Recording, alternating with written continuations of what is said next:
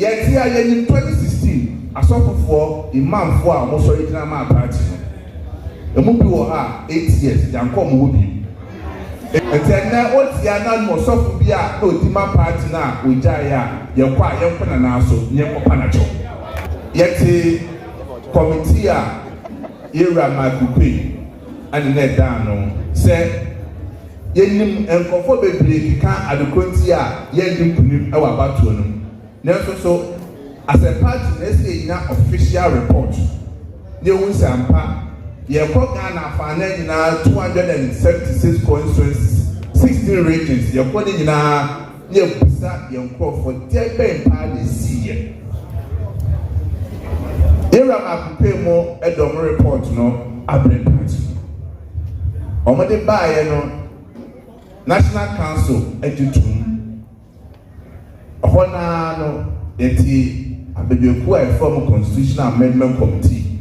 Say Omontrasi Makupe also abebeku the report about the amendment. Your uncle walk man call Era Makupe and that's also our proposals for decide your committee in Canning Nambu. Nana Mepua July, your friend on extraordinary delegate conference. Not party English here. Now in constitution, the BSS and Crowbell, and Mama party in Yambo, or Monshe, no Moon to Panama.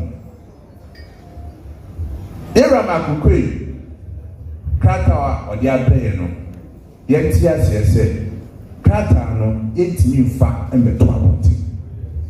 Sebi, your politics near you. I can't say now. Me who will be a or can see none is into the strategies or the other trouble things Ghana for Monshe. Yet here in 2016, I saw for Imam for most original party. The movie will have 8 years, young come movie. And then now what's the other more soft be a no Tima party now with Jaya, your quiet young Pananaso, near Panacho. Yet committee era Makupe and net down. It is electoral area coordinators and the polling station executives via Omoaha. Members of the New Patriotic Party communicators now Omunyina Michia Munyina. It does say Sedia Munyina Martino. In year 2024 elections no December. Now maybe a year election, maybe a year elections. Parliamentary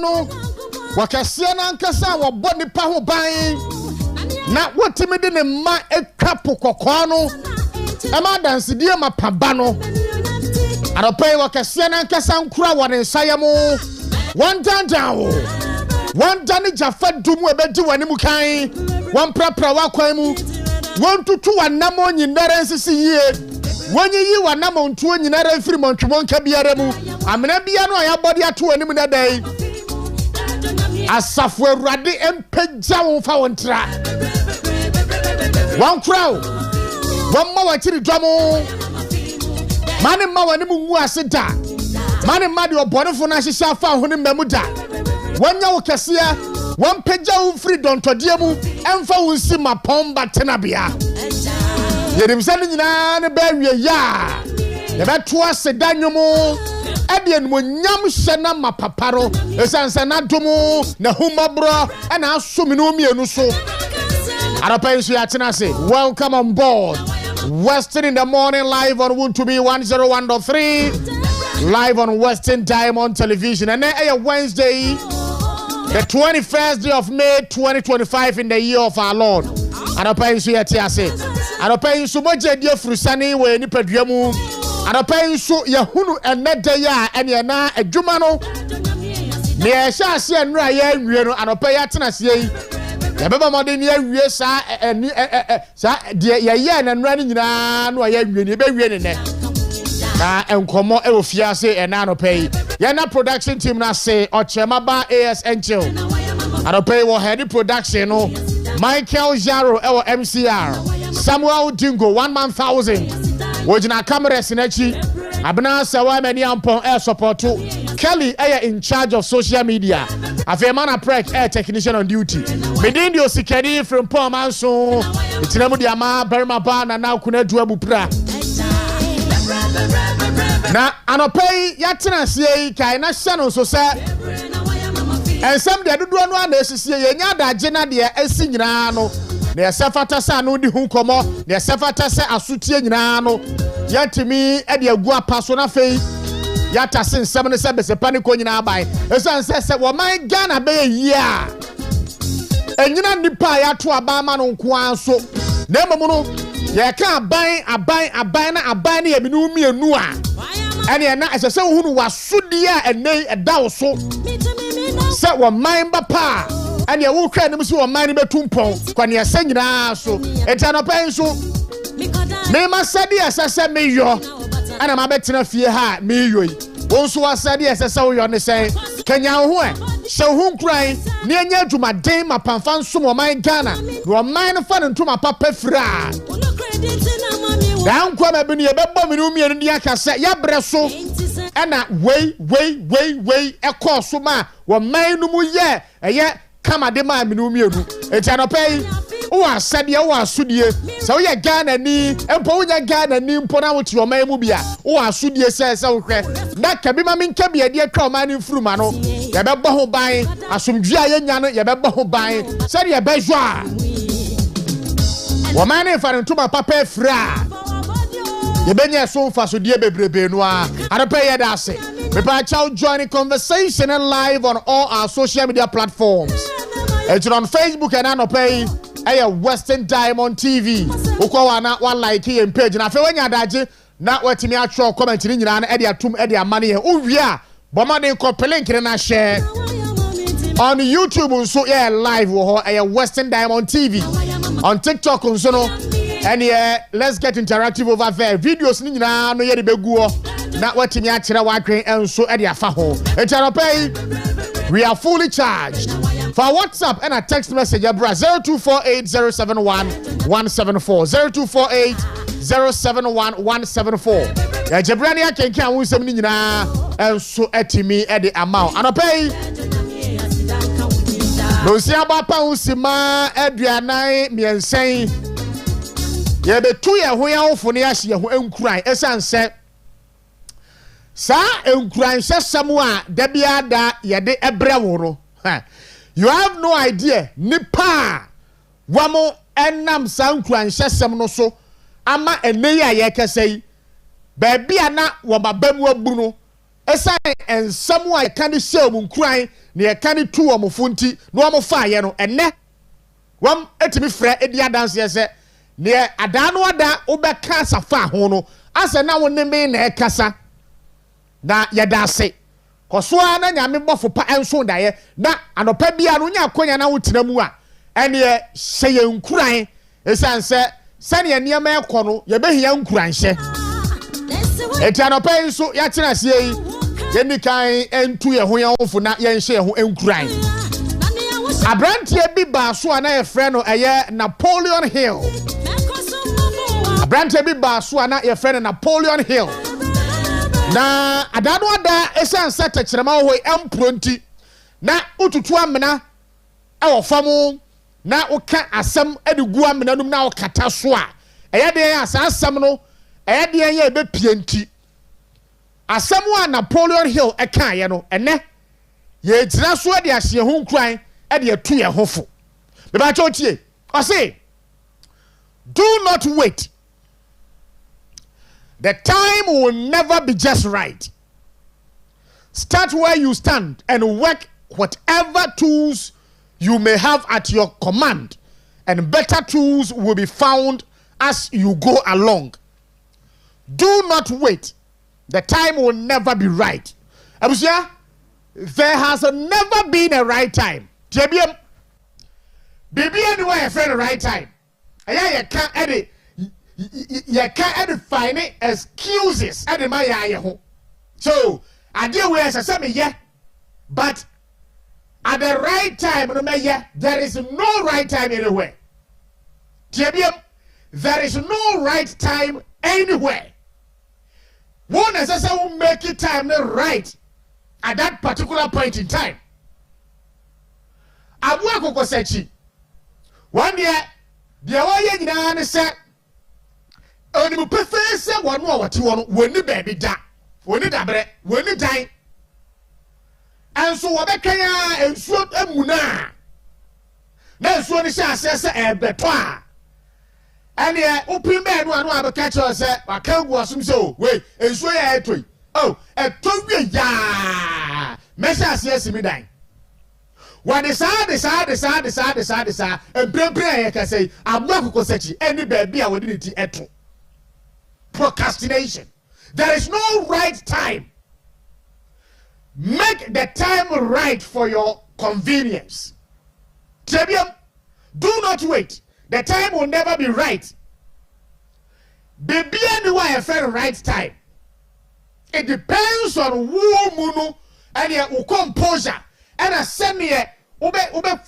crow ho no who to say baby a dear dri as me 2-1 among men try say emrepa beba emrepa ni baby a emrepa no ene ne ya ye ka say emrepa no ene ne et wo tie me na bia and so ade unu bi si wani so a opese wo ye ho adwuma abusuya kai na se no so say there is no right time.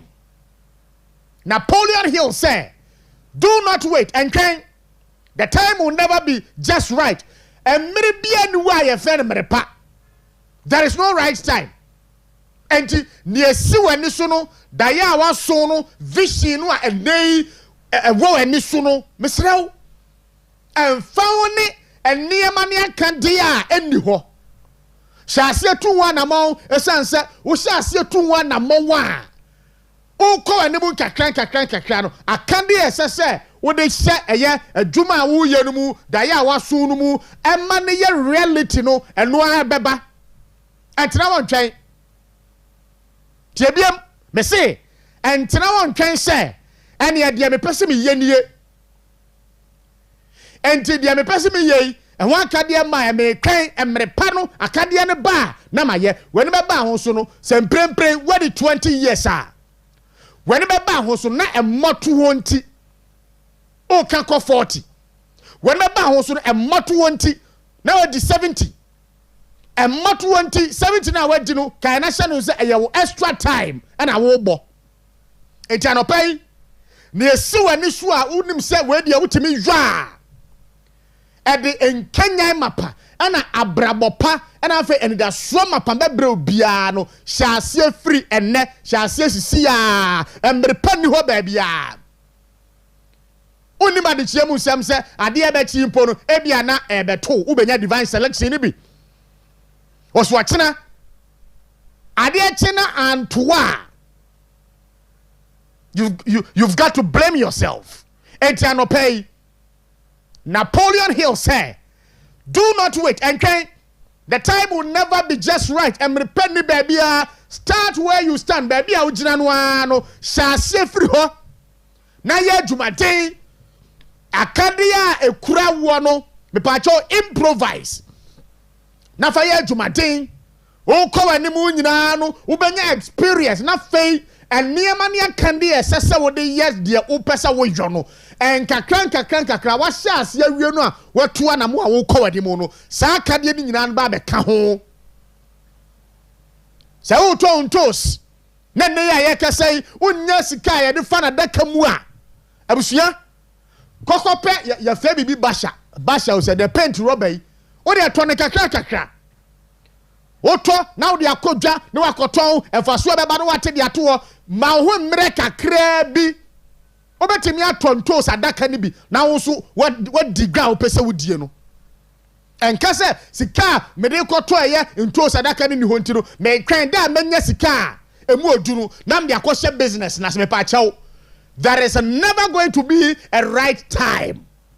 And can some person who false me pa chaw sorry no pahima ene ukwaye shama nkraban kodwo krom market ne womwaka womde agu fam a amanfo tasimu no tasimu obafia ne asese wusi toso no sina toso kama na pe hangers na fa hyehyem shaase firi ho kakra ma ho bosome mienu miensa nan enum nsia wonso benya sika e de firi bodwa na wahye ase no mu na fei wonso wato false bill ni bi na wonso amanfo aba ba yi mu de firi ho sa ne ebobra entanopai it doesn't matter say akandi a wo hia e de to na mo na ni ho improvise ye bibi fa bibi sie bibi ani na ade na waka sie ni no emmoa wo na daya wa so ne ba bia pese wo kɔ no fa hyase Napoleon Hill any yakasa no pay. I say do not wait. The time will never be just right. Start where you stand and work with whatever tools you may have at your command, and better tools will be found as you go along. Yenyina we so na ene anopay yen sanso ma wache na yema akwaba. Join the conversation on live on all our social media platforms. On Facebook, Western Diamond TV. Uko wa like him page, Now the comment forward yaba. On YouTube also, live or Western Diamond TV. TikTok also, Western Diamond TV. 0248071174. WhatsApp and I text line. Let's get interactive. And pay some 52 minutes gone past 6. And come out here say and rather yakoda ya no pay nyani and somehow do and here and I dwunu nyina bepem na no pay aba no yatina sie nya da gina fei yatimi eno abiebie saa ensem no so ba cho enra be kaya be hye nkomo bi ase ofia say President John Dramani Mahama ne NDC amanyokuo no in opposition proud to the 2024 presidential elections and here one campaign slogan a wamode eba ya me make say take ebia 50% of their victory the 24-hour economy policy. It was a key policy by His Excellency John Dramani Mahama, that I know a candidate Mahama. The 24-hour economy policy. A very key policy. And I shall see it on Kakra said, Yare President Mahama see a Kunyana Sono, and ye Abosumi Numunie. Now, as a serious government, as a serious leader, as a serious party again for enya mujidie atu abama mono, anka by now the documentation and the implementation of your key policy, that is a 24-hour economy, no, anka by now no what present to amrasebe de fie am ye di wan bobo am Ghana fo hunu kwanya am fa so now we implement this program no 5 months nie yante hweye abosome baako anum nie yante hwemfa ho ye your key policy a eto Ghana fo dodo no atiri wa moto aba ma especially emmebu na we memu asay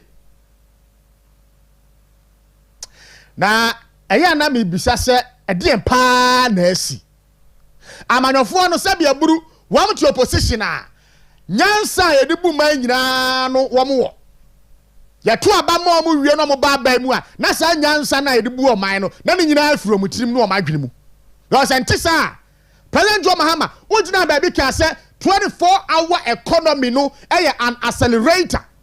We need to keep the economy running. Esensa ban dada no abesai niema na 24-hour economy no ebe keep Ghana's local economy on its toes. Ebe creating nyuma di ama mebunu entino wo ba you will be in a hurry, as the former president Nana Akufo-Addo once said. 5 months in here documentation and ever guiding the implementation of the policy numpono and my as we speak now me am tell me nim me yes your crampo say chief of staff kra enim And I don't know because sa policy no a John Mahama kan no a scam. Nadia won betimi ayo. Yes. And what has happened to President John Mahama's key policy, the 24-hour economy, 5 months into his administration at the NSC? We need answers. We need to know. Because a man for the womujidia no rest our policy no say.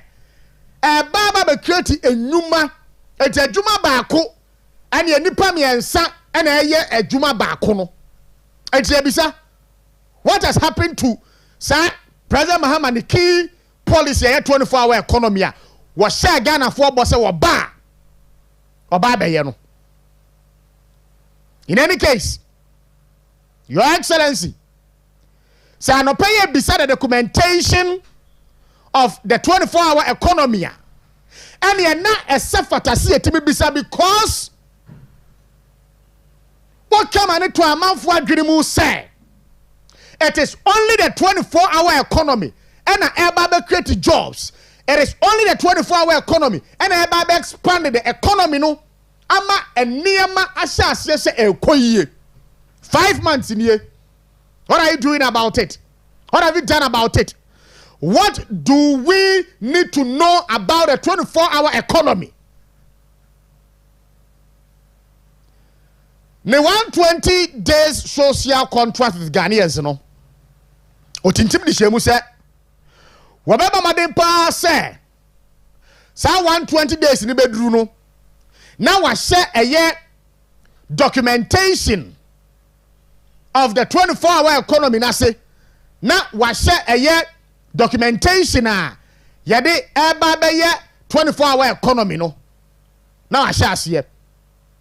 120 days no aswatra amada no ada who address Ghana for on a achievement we achieve in your first 120 days in office as the president.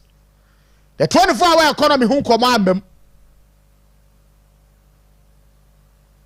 and point 7 of Mahama's first 120 day social contract with the people of Ghana say, commence drafting needed legal amendments and prepare for implementation or implementing the 24-hour economy policy under the office of the president. So, by 120 days, you know, now you say you drafted the needed legal amendment. And I say, and krata semwa.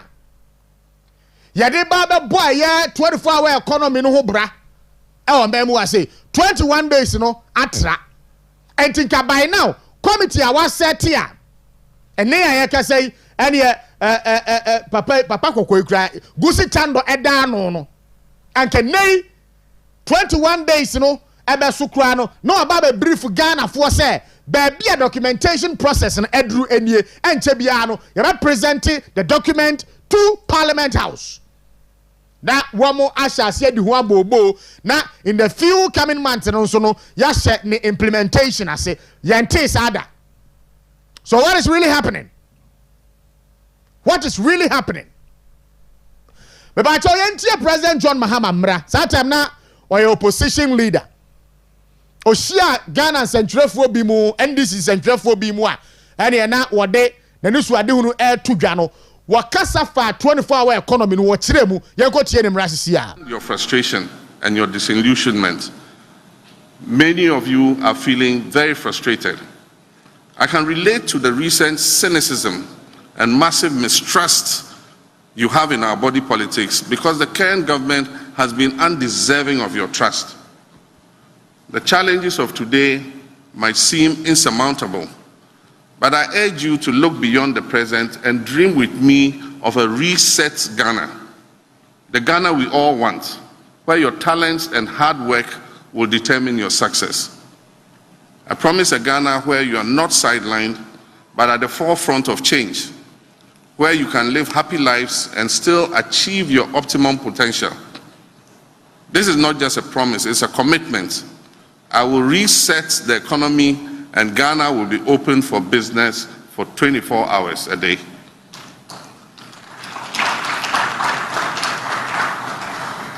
Leadership is about vision, and the 24-hour economy is the vision to create decent and well-paying jobs. When I talk about a 24-hour economy, we need to understand the underlying vision behind that policy. The 24-hour economy is the means to an end, and the end is putting Ghana on a solid foundation for accelerated growth and development. We need to attain the growth rhythm that will turn our country into a developed economy and eliminate the abject levels of poverty we are witnessing today. An economy that will manufacture many of its needs, including food and beverages, drugs, clothing, and more, such that we can address the exchange rate volatilities due to needless imports. The world is moving very fast. We need to keep up with this new rhythm. So first, think of the 24-hour economy as an accelerator, the best accelerator or catalyst we could possibly have. A 24-hour economy will increase the production and distribution of goods and services and accelerate the economic exchanges between people and companies. And with that, we will start growing at an unprecedented pace while providing decent jobs for our young people.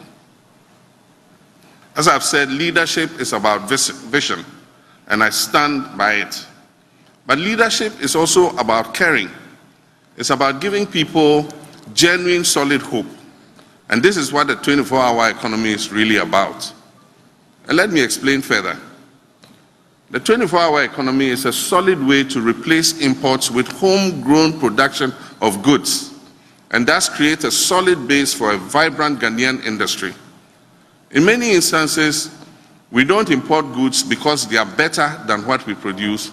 We import them because nobody produces them here in Ghana in the first place, or because our local production is insufficient.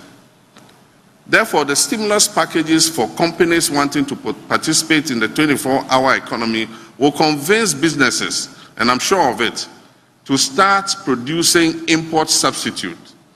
And do you know why? Because the market for such products already exists. If the market did not exist, we will not be importing to satisfy demand.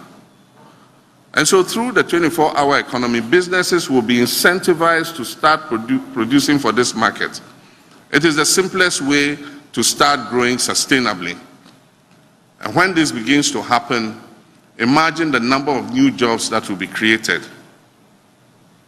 And here's another thing about the 24-hour economy. It will boost exports.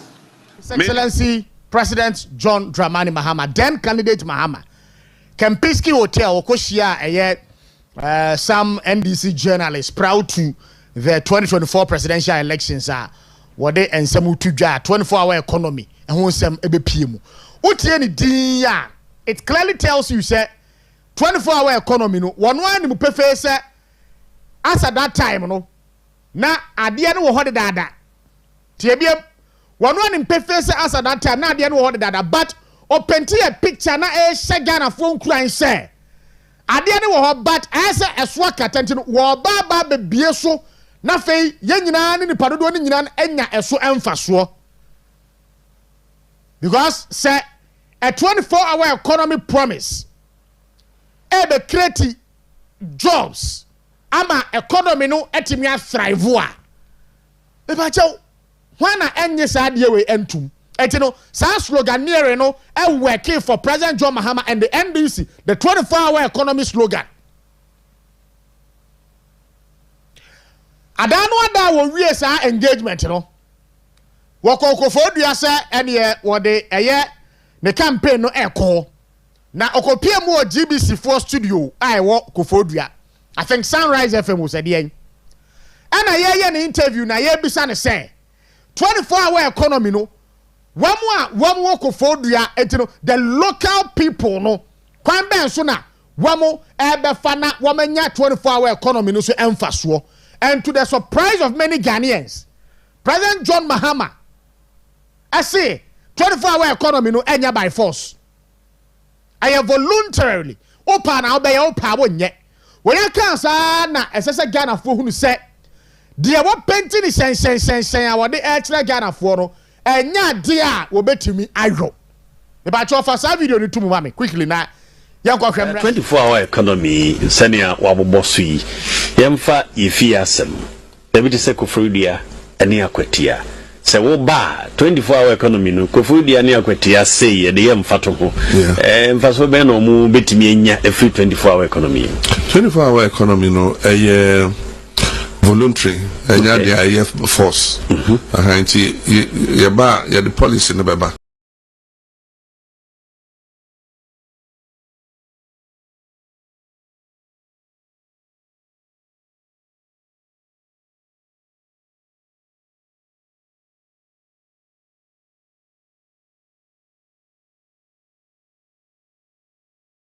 The local market one more the 24-hour economy ni baba ya adwuma no wo ba ene ye localize ade no etino ebia Takoradi constituency Takoradi district ebia marketplaces anase baby a ye digwa pa no ene ho kro ne ba no ye fa ne se bia market circle ana Jubilee ana ampo no wo de ye nkokọ simintim ade ye kan say prem do stores here wo hoi kwan ben so na wamo ewo sa areas yi ebe first one benefit from the 24-hour economy.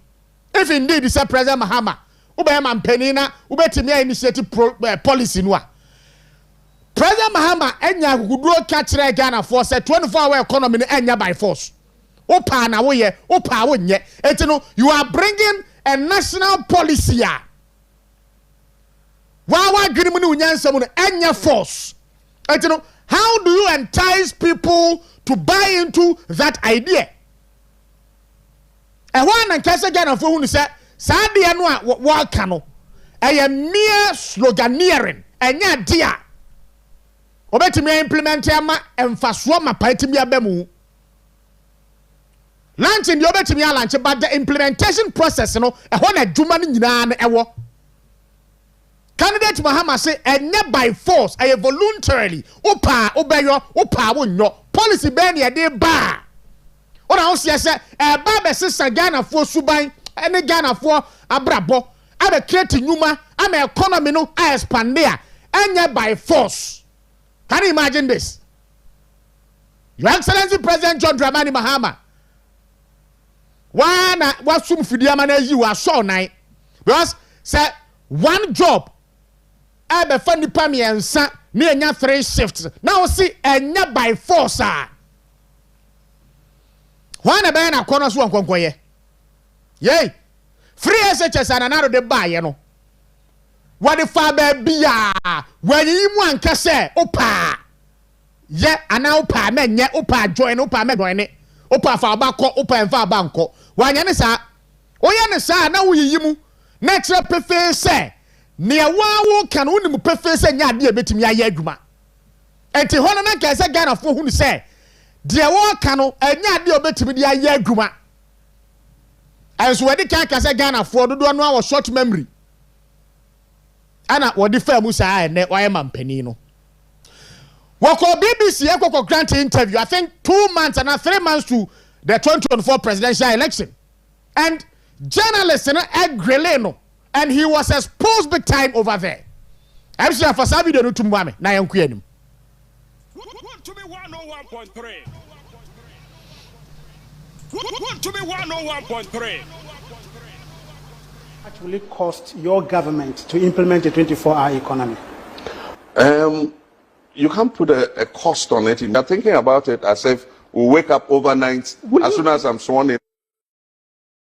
As soon as I'm sworn in a 24-hour economy. Will you be able to do that in 4 years? We will start at least. So your 24-hour economy then is a gamble? It's not a gamble. Why would it be a gamble? 24-hour economy is not a new concept. It's been implemented in Sydney. It's been implemented in UK. It's been these are implemented bigger economies. in Singapore. You can't compare Sydney, but Singapore, they started somewhere. They started somewhere. You have 4 years. Will you be able to implement that? 4 years? Is that the end of Ghana? So after 4 years, that's it. A new government comes in and says we don't want 24-hour economy. It's possible? Well, that's Ghana's loss. How much will it cost your government to implement a 24-hour economy? you can't put a cost on it. You're thinking about it as if we wake up overnight as soon as I'm sworn in. And you know, that was candidate John Mahama or BBC, Echo Grant interview. Anna, yeah, beside say 24-hour economy, no. Sikaro was saying, Anna, what they be yes, 24-hour economy, no. What to me, and for whom I am, was say, one to me, and today, Sikai, they be 24-hour economy, no. At the first place, you know, will be a Sabia Buru Sabia couldn't talk, what can someone, one thing in a Swobiano, Obisano on the spot to say, Niasu Babaye.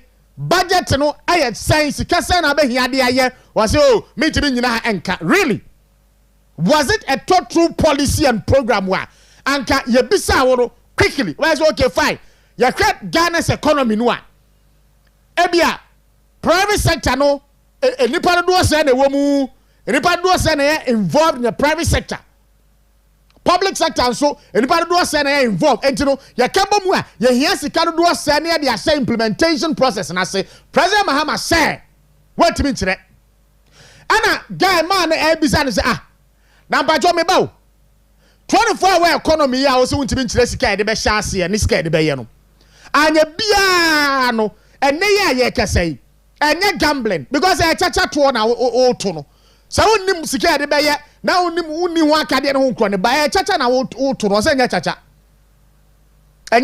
enya new thing amana man bi say Sydney ne ho ahwafo Singapore mo aye amana yeye etini yensu ebetimi aye waka asa na me twima adwen si so sehwe Sydney for de ya President Mahama etewa no wo ka no wa mo be say no there was a blueprint yeah be say 5 months into administration. Have you provided the policy and the legal document necessary for the commencement of some program? No, the implementation of the 24-hour economy. No. Ebi ni wasa etino say ye catchira wo say. Sa 24-hour economy no a scam sloganeering na. You need to understand it straightforward. And your politics in the air. Sydney for Singapore for they created a blueprint for sa night economy no one friend a night economy they created a blueprint eya de da ho wo mo sise hunu say edura na adua ni padodo say ana ko eya night places ekoko echele wo mo ko no nsa no nko ne ba esunsuanso no so ye den after so ma rinsa na wie sa document no me de betu dwa ofie ha ya ema man for ga say me nya de me ye na me mba John Mahama adwene. You see, at the end of the year, 5 months in here, Yanti O'Hare. Yanko Amanusoni, the Western Regional Communications Director, New Patriotic Party, Director Isa Fuseni, and Tua Enkomesu. Director, good morning. Good morning, my brother. Now, Anopai, or Hunamu to say? Yeah, I'm in there, tell me. Anopai, sorry, I was too much. Na nyamia ya wawabe da nyamia se pa o ankra na wo ha o ma bedre Takoradi. Oh, okay, that's good enti week yi dia say oba fi o Mate director NDC amanyokuo President John Mahama ye koto aba no wo mo key policy a Wamo edi ye dede mane to Ghana for adwinimu eye the 24-hour economy. 1 job, 3 shift, 3 people. Wadaroma 5 months niye ya the President Mahama esi akunwa ne so. 24-hour economy no ye nte ho mpopoye biem. Ede se ye bisa se anopei what is really happening to John Mahama's key policy that won the election for him, the 24-hour economy policy. Wadaroma. Yo, me that's it. All the can. Na menchia wa shafo na etifo nyina. Na Western region for social media obibiara. I think before elections, you know, the tell you arguing part the fact at the FM 24-hour economy no home. Na mayaka no me sure there or no necessary Ghana for amfan yefi Ghana for fi say na yampe Mahama Asam until na ya kaka da masam no but adia eyeye dia eyeye omo ba no omo first budget na nka say omo etumichirim na omo de share budget no mo say the major policy we know omo elections oya 24 hour o share omo cars omo brand 24 hours o share atade a omo share nyina no omo brand 24 hours na ya feel ya catch one day 24-hour economy is not a policy onya dia obetuma ayeyi Ghana for say no ya na ya kasa dodo yewi omo set committee first committee say omo share 24-hour economy no ho na omo fa policy bi enfambra no omo ntuma implement it committee na ntuma yield any results bia now we are submitted the Sansu set another committee for 24-hour economy view. Once I share now we see one of the greater Accra regional minister. That yeah be 24-hour economy no. How our mobile no say 24-hour economy no but now more set up a committee. Omuba clear all those in pavement or what on a pavement no to allow the 24-hour economy to function. How does those who occupy pavement have to do with the 24-hour economy? It baffles my mind. Because nobody is able to tell us the policy. How Nanka uwa wagen wankasa no kwatina hwatiro manifesto. Wanka so kwatina hwanu mo ojuno hu say 24-hour babu nanka uba power so aye sanso se committee there committee sun kwajuno ho no mfa policy de mbra na danko akufado aye campaign 2016 na okache Ghana for the ento abama no boy implement free senior secondary school pocho MPP for power no yes set up committee there o mo free senior high school policy no that be straightforward because na yanim de yeka na ade a wonju no ho no anu na ede kan kwa de oba very difficult for you to implement it. Yeah. Na questions are na me this and there. Check the 24-hour economy na. One a moton ade na me feel the nka ya ba no compulsory. There fuel stations are okay say fuel stations no operate 24-hour economy. Yes. Initially not filling station to operate my data. At the club almost stop in a security reason. That's right.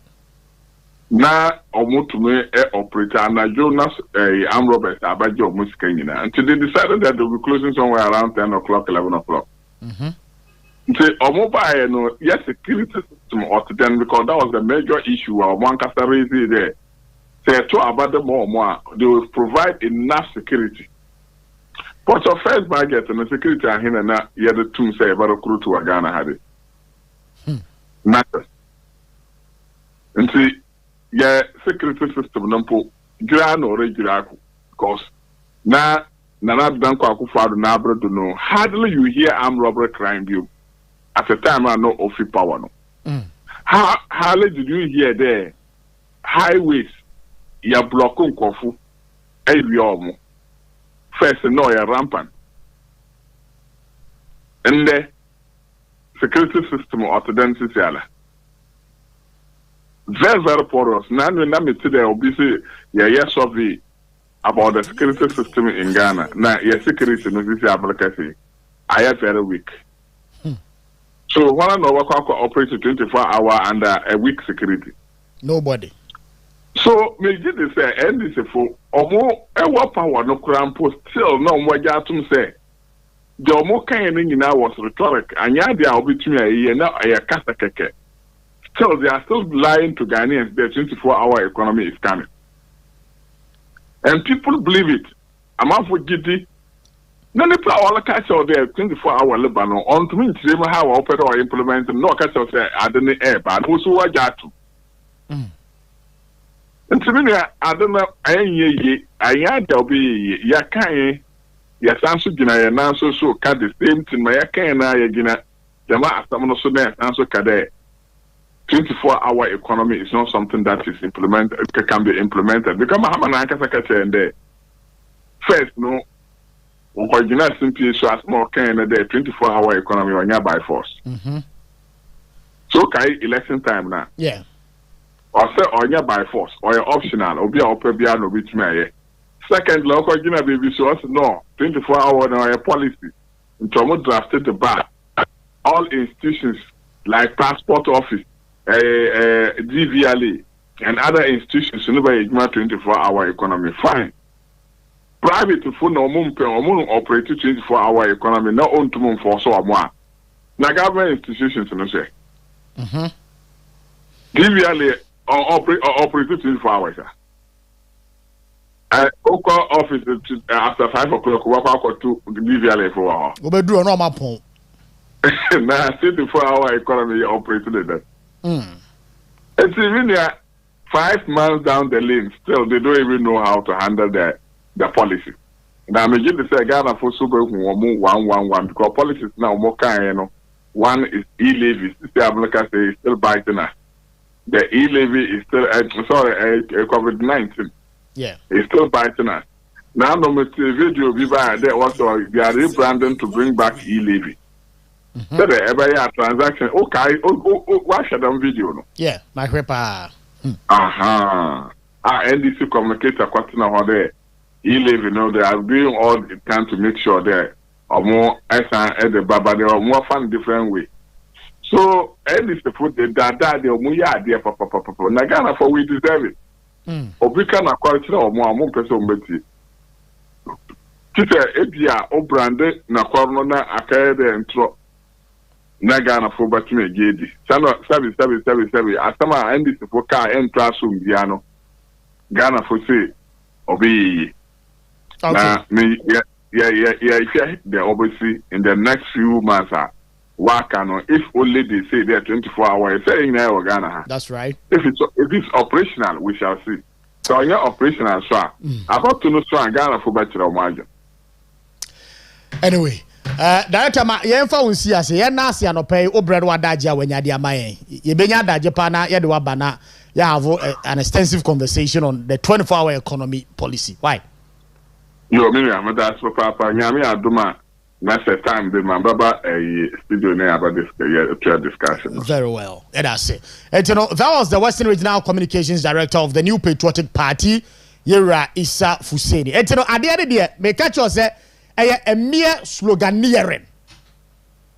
One ni mu pefese nya ade obetimi aye. And Ghana for no akasa no I sometimes you know mente wase. And this chairman say dun ketia kire 24-hour economy mu soronko. Sami Jamfi National Communications Director kire mu soronko. George Opariado youth organizer kire mu no so edifa from there asedun ketia ne Sami Jamfi dia ba no. President Mahamanua mu nso kire mu ade ba nso different from enkaifo ni nyina ade. When no should be a sign for you to know, say, near one can one muntiasie. At the nyina so to abanfa ma no. E ma ne be waste Ghana 4 times agege. You see, 5 months in here, ade no ye hu ni fare bae. Say documentation I read you say nya radio ade a ade say committee upon committee and I are setting up for only one single policy. Enya by force. Aye voluntary. No be ade aye free SHS buy no. Eno no baby Ghana fa na nyina no a. Eno no aye kasai ene he wo bia nya so fa so mpo no. How many committees no set ye? Ansa na ultimate implement ye free senior high school program no. Na we no say nya by force no. Anya Ghana ni bia na betimi aye no. We set up the main committee. Adi gusitando atwa no wo wie yan so a gusitando so asanso a set up a subcommittee. Adi enko a policy ba ko pe adi enko a sanye entro ne na da ngade abiem 5 months ni ye hunu hwe ye nte hwe ye etiano no some 20 minutes gone past 7 eye wuntumi 101.3 Western Diamond Television, Western in the Morning, Jubadie, Esu Enye. Bepacho, road transport operators. Ghana road transport operators, a release a bar. Well, say, and yet, Yamia Dumua, remember that air bay, a driver for now, commercial drivers. One more entity, I sent you a dear bosso. As I say, a nay, fam will be on a swat. And Ramitro fam wo, na a liter no, na I think, say, petrol no, 13 CDs, I think 29 pesos a liter, or goil. 13 CDs, 29 pesos. Diesel no, 13 CDs, 58 pesos a liter. What we say a swat. It's you know. Commercial drivers no free memory da air bay air corner one more entity as intradia boss you know road transport operators reduction in public transport fares May 2025 in line with the administrative arrangement on public transport fares. The road transport operators have reduced public transport fares by 15% to accommodate for the reduction in the price of petroleum products observed over the period. The new fares take effect from Saturday, 24th May 2025. The fares cover the following types of road transport operations: shared taxis, intra-city, that is trotro, intercity, long distance, and haulage. We kindly request all commercial transport operators to comply with the new fares and post same at their loading terminals. We further request all operators, commuters, and the general public to cooperate for the successful implementation of the new fares. It was signed by Mr. George Abubre, General Secretary, Ghana Private Road Transport Union, GPRTU, and then also Mr. Emmanuel Ohene Yabua, General Secretary for Ghana Road Transport Coordinating Council. I don't know where I had free Ghana Road Transport Operators for NFA GPRT for Edia Ba we say ya tetefa nwobu oso Ghana hantino asentuade abu oso no ene free memene da ebe elko no womo enhwe na womo entete bo no so emfa emmayen entino shared taxis ukofro taxi no a 15% reduction. Intra-city, that is the trotro, 15% reduction. Intercity, long distance, and so you should see as 15% reduction. And after haulage, and so you should see a 15% reduction. Yankwa Omanusoni the National PRO Edema GPRTU, Miaminia Penny Imoro Abbas, and ni enkomo. Assalamu alaikum. Wa alaikum salam, my brother. Me pa cho apom ti se anope. Danyame ase pa ya intercepting krata bia ene GPRTU NFA Ghana Road Transport Operators and Sasha mo say with effect from Saturday 24th May no transport fares commercial transport no and they are say yentete eye ebo no so de di kan yenim say eye fam ngobu a eso atintina mutu saa anamo no ye nikai emoma baso me pa chawo entiremu pa no eye de we ya ehimfo na saa we no ebe affect wo mo commercial drivers for be na saa you can say reductions no ebe affect wo mo across board. Okay. Share taxi crossroads you say intra and inter service long distance me as if we across board all commercial vehicles. I see. And you know, wadaruma money a driver for na have an extensive engagement and tiasia ye adwuma se memene da ebe die your full taxi, shared taxi, your full trotro, your full long distance vehicles and afi woman so a woman niema no just say haul no you use sa haulage cars ni bi no you engage woman services are say yetimi ehunu reduction of the fares. The two lorries for Moya I need reference of Accra into some the crack up about the chess sale.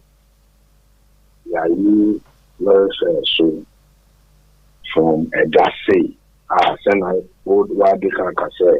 That's Saturday 24th. No, welfare so say 2 welfare no so. November make Accra abaso sell. And may say no. Ya 2 welfare no sa na where I use no. Lama make Accra. Me say na be a. What's in the pack no. Obi abaya mboa. Say me say I come. Nikofuka ya chemi kakra also. Brother so be ya mboa. So yes, so yeah, tomorrow, yes, so yeah, he so na we are on that day into Sunday. Yani a driver for ni be edikai edi enkomo. And of course, GPRTU members ni be concerned for true drivers for no more makana. Yani be edi enkomo mo say. And teswe ya modi abano.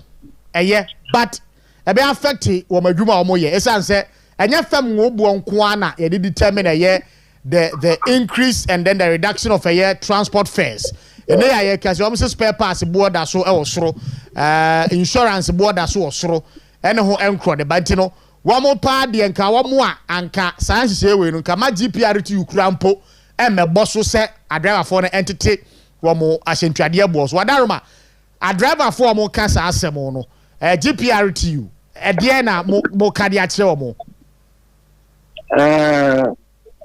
normally obia yeso obia nkire na adwen anka be obeti obia dwen kra obeda wa no na enam say ye di oman na so say ye ashankafo e ko base ya yeso den no ye amo. As we speak now, say no, no kasai. Sweepers, so lubricants, assist so. Yeah. Now, a fuel pet, now, you so by 18%.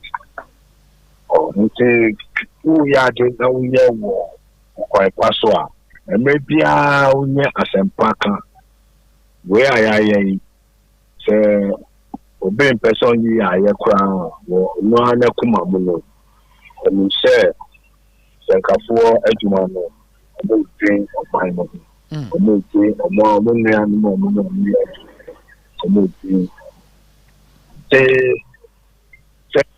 yema obi anche na dwea anka obi abeka se once anya fuel pe na any transport and other components no so yen yi so but ma on forget say you were she said ocha chi nyama nim sisa you was she say ho dey na bet na transi na sisa baby so ente omo mo du anokware nso maybe a etwe mu a yi lorry fares and so na go ya na other components in that prices were stable. And no fango no ya tumu and I do also 2 lorry fare mo and check the other started say so and I join no so na say lorry fare so kakra and sanet here you know Saturday anopa no cars a ye befa bia na say you hunu say driver ni no aboa no oje ndada no ene wate so sa pepe na obi a wantere de so no ede na ye de beye no no ye probably a cho say so be kai mo na onu onyi welfare to a say ade ayemra amaye nyina ayemra gadura ya nyina say ye disu okay ko so be kai mo na onu dey say on yeah pamuto mamu bunu because driver no mate omo yan go for be no fair passengers we are 10 and now 20 and now more na mo se mo ba use force mo so be ti abra na mo kwai say driver maybe and then no mate omo se omo there apam dada skadada na no meji mo fa no ma police so because where I am looking at maybe the best two lawyer family and now you're very sure yeah the council minister for transport now is share now I am my and say where bra of my no wo se ka no ya wo dia wo na wo to ka and they will find you to mind their powder pass wo ka no wo fie me fa ko for bia engine ska I did problem beba they were no okay my na na yemfa wonsi ase minim se bibi foforo ho a wo de beto aso de ama wo mo amutie no mo hwe ya no pe ya especially driver for no na the makana na America ti say yeah probably acho maybe I too very fair mo there obi a gitumo entiene saban say yeah yiso na ya yiso a obi a gitumo in good faith then e be ya nyina e be koye ni they say yeah reset Ghana na ma boni e wo ho no bebre wo ho a abai na wo no so ba be hwese obe sisi ana obe sisi yenso ye ashenkafo no yenso ye kota radika kra na ho ndika kra admission no enu na yenso ye di ashemo yesisi yenso ye fanu de ye be pacho ya engine to mun good faith na yenkoye all right my nase pa brapede etino yera imoro Abbas GPRTU industrial relations officer ena enede nkomo ntina ade ne de was say ayemra etimemne da ukwa adwuma na upie utu kwan a asentuade abo dada no ane eje wo no me pa achew wotena car no mu a na wabisa driver na mate ne se baabi a wo koro eyesei waka na wate so abehu no so wate so wonte so so a ene was say mamu no mu nya akasa mamu mo approach for na wo ho mo for mo approach for ana we driver na wo nto ho ase a park wo car no eno no onte so obeto ho ase no wanya nte ase no park o car na be create confusion bia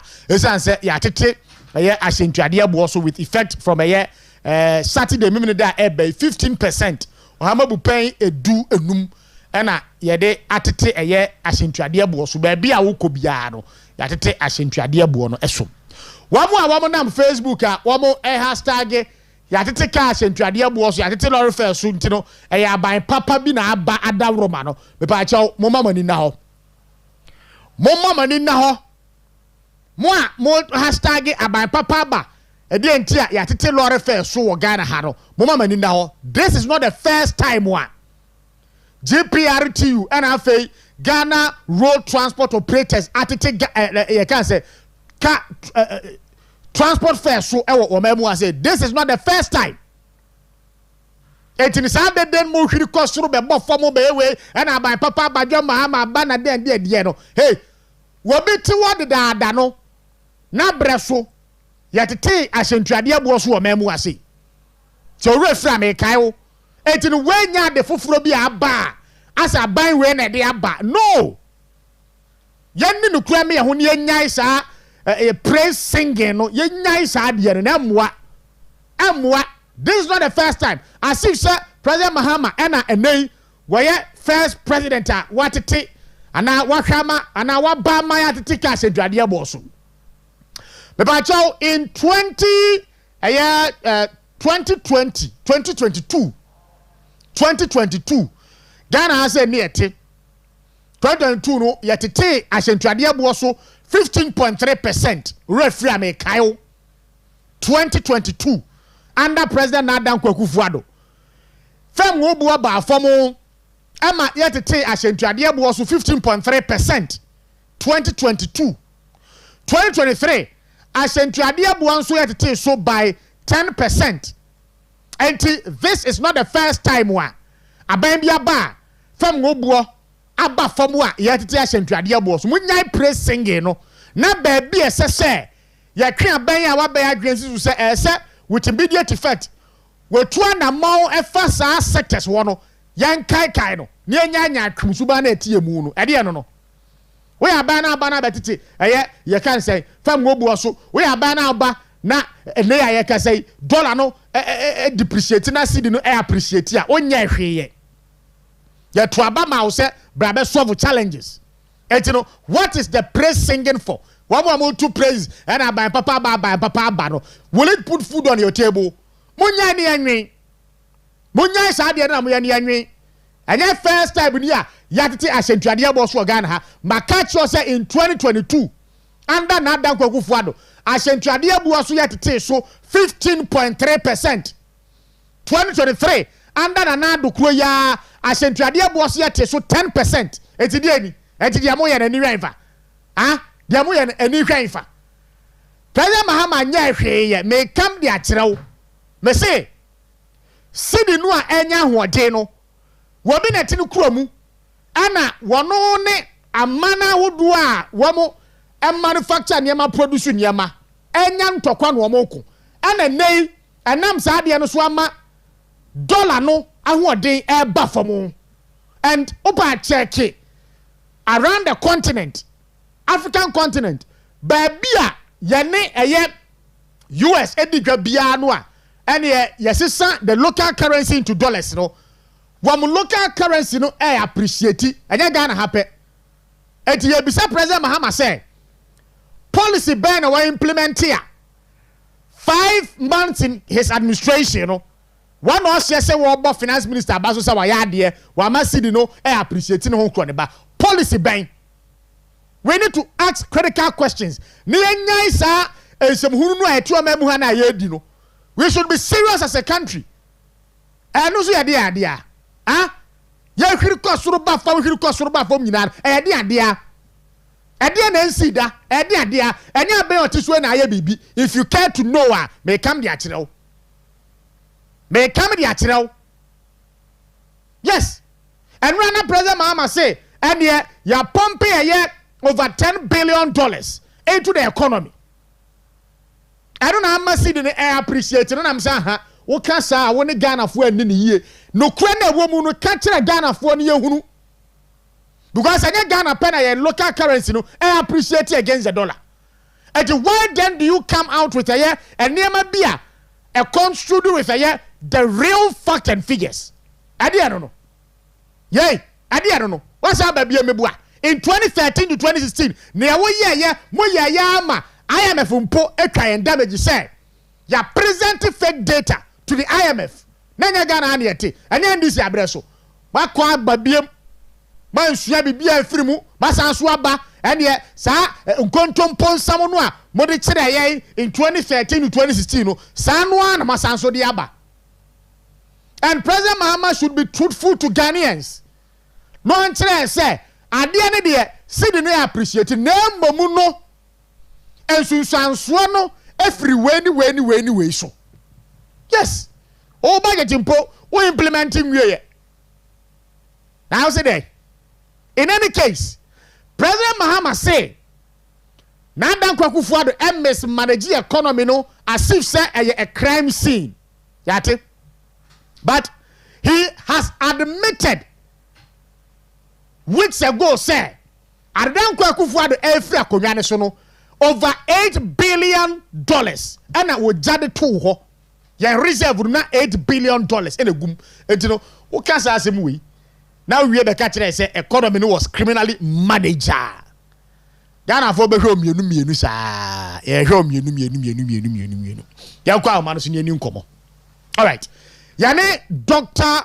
Anoma Samson or a senior lecturer, Department of Accounting, Kumasi Technical University. Doc, Anope, good morning. Yanyado.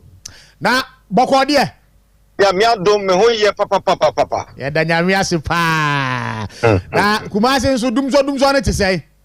Ewa haso so ifa no bonya no hotototo. Enye ize. Na dum na so but one for say we the new kwa say nwa every say the enim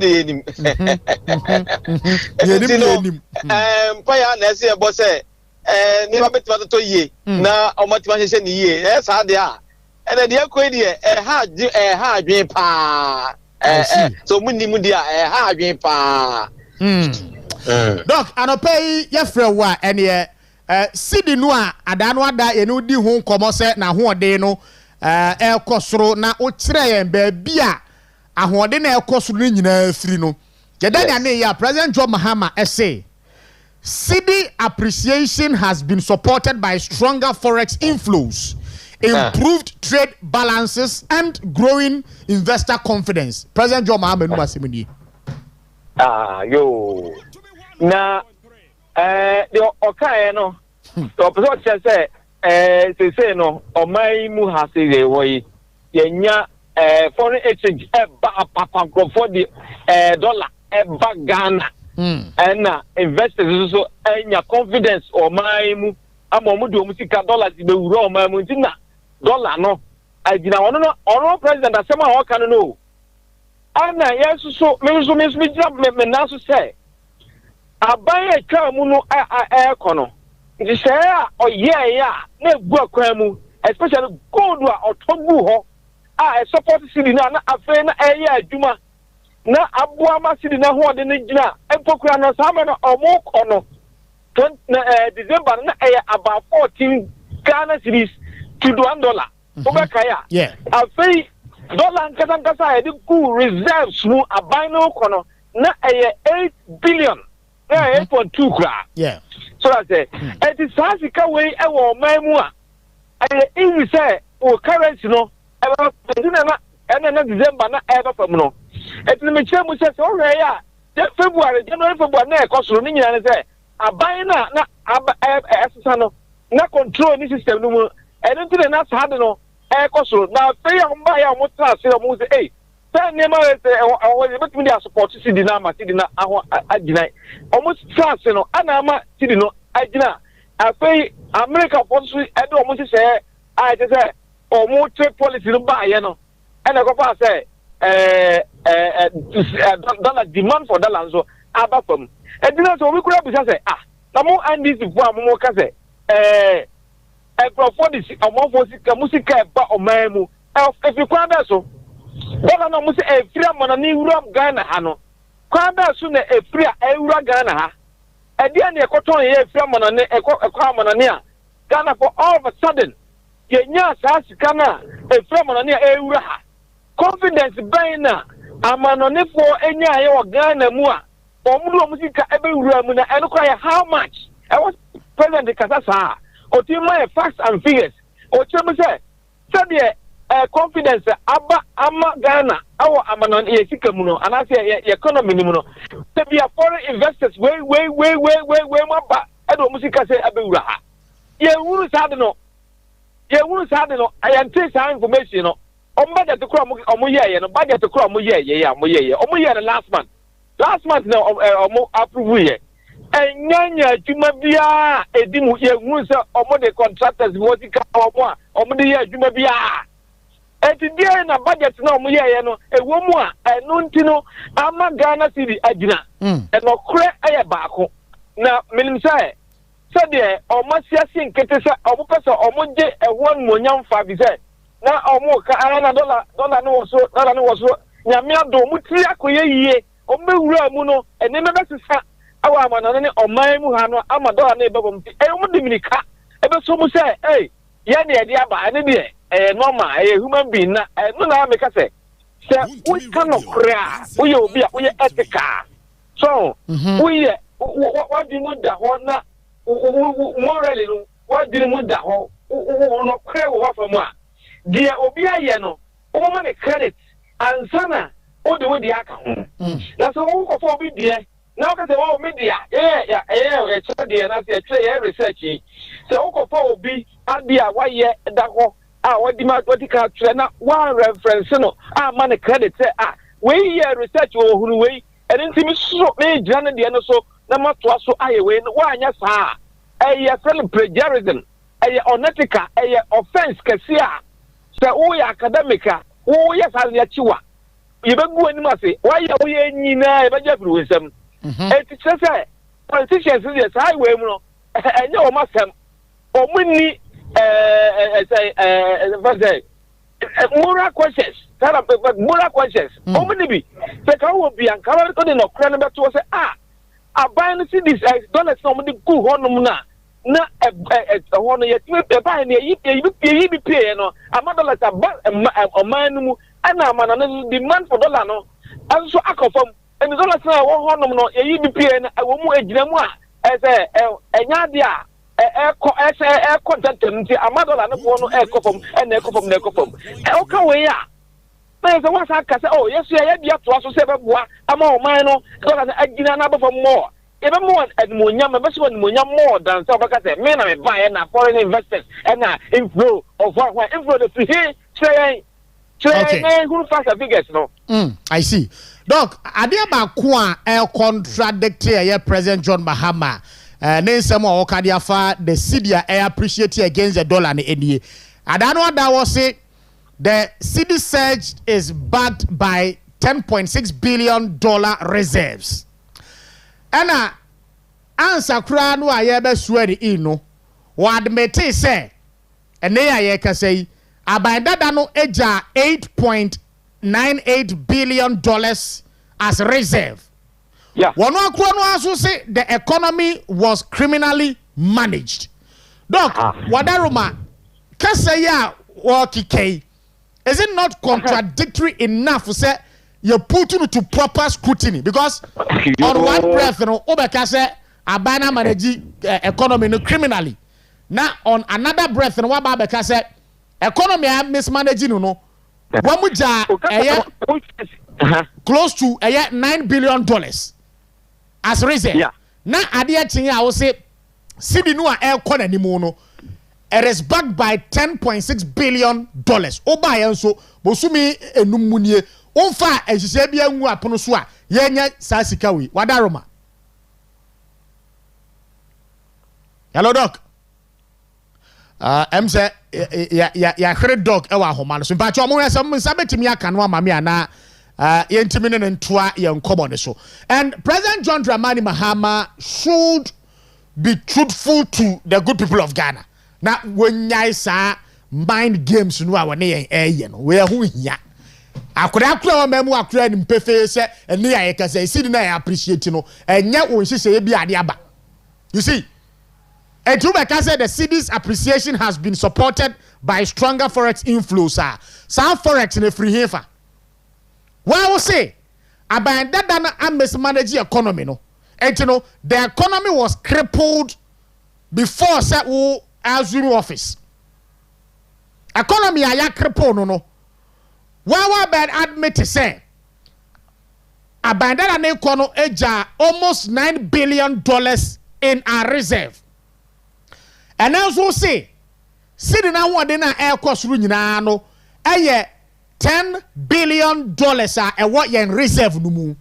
Oba yen so 4 months munye. Hello doc.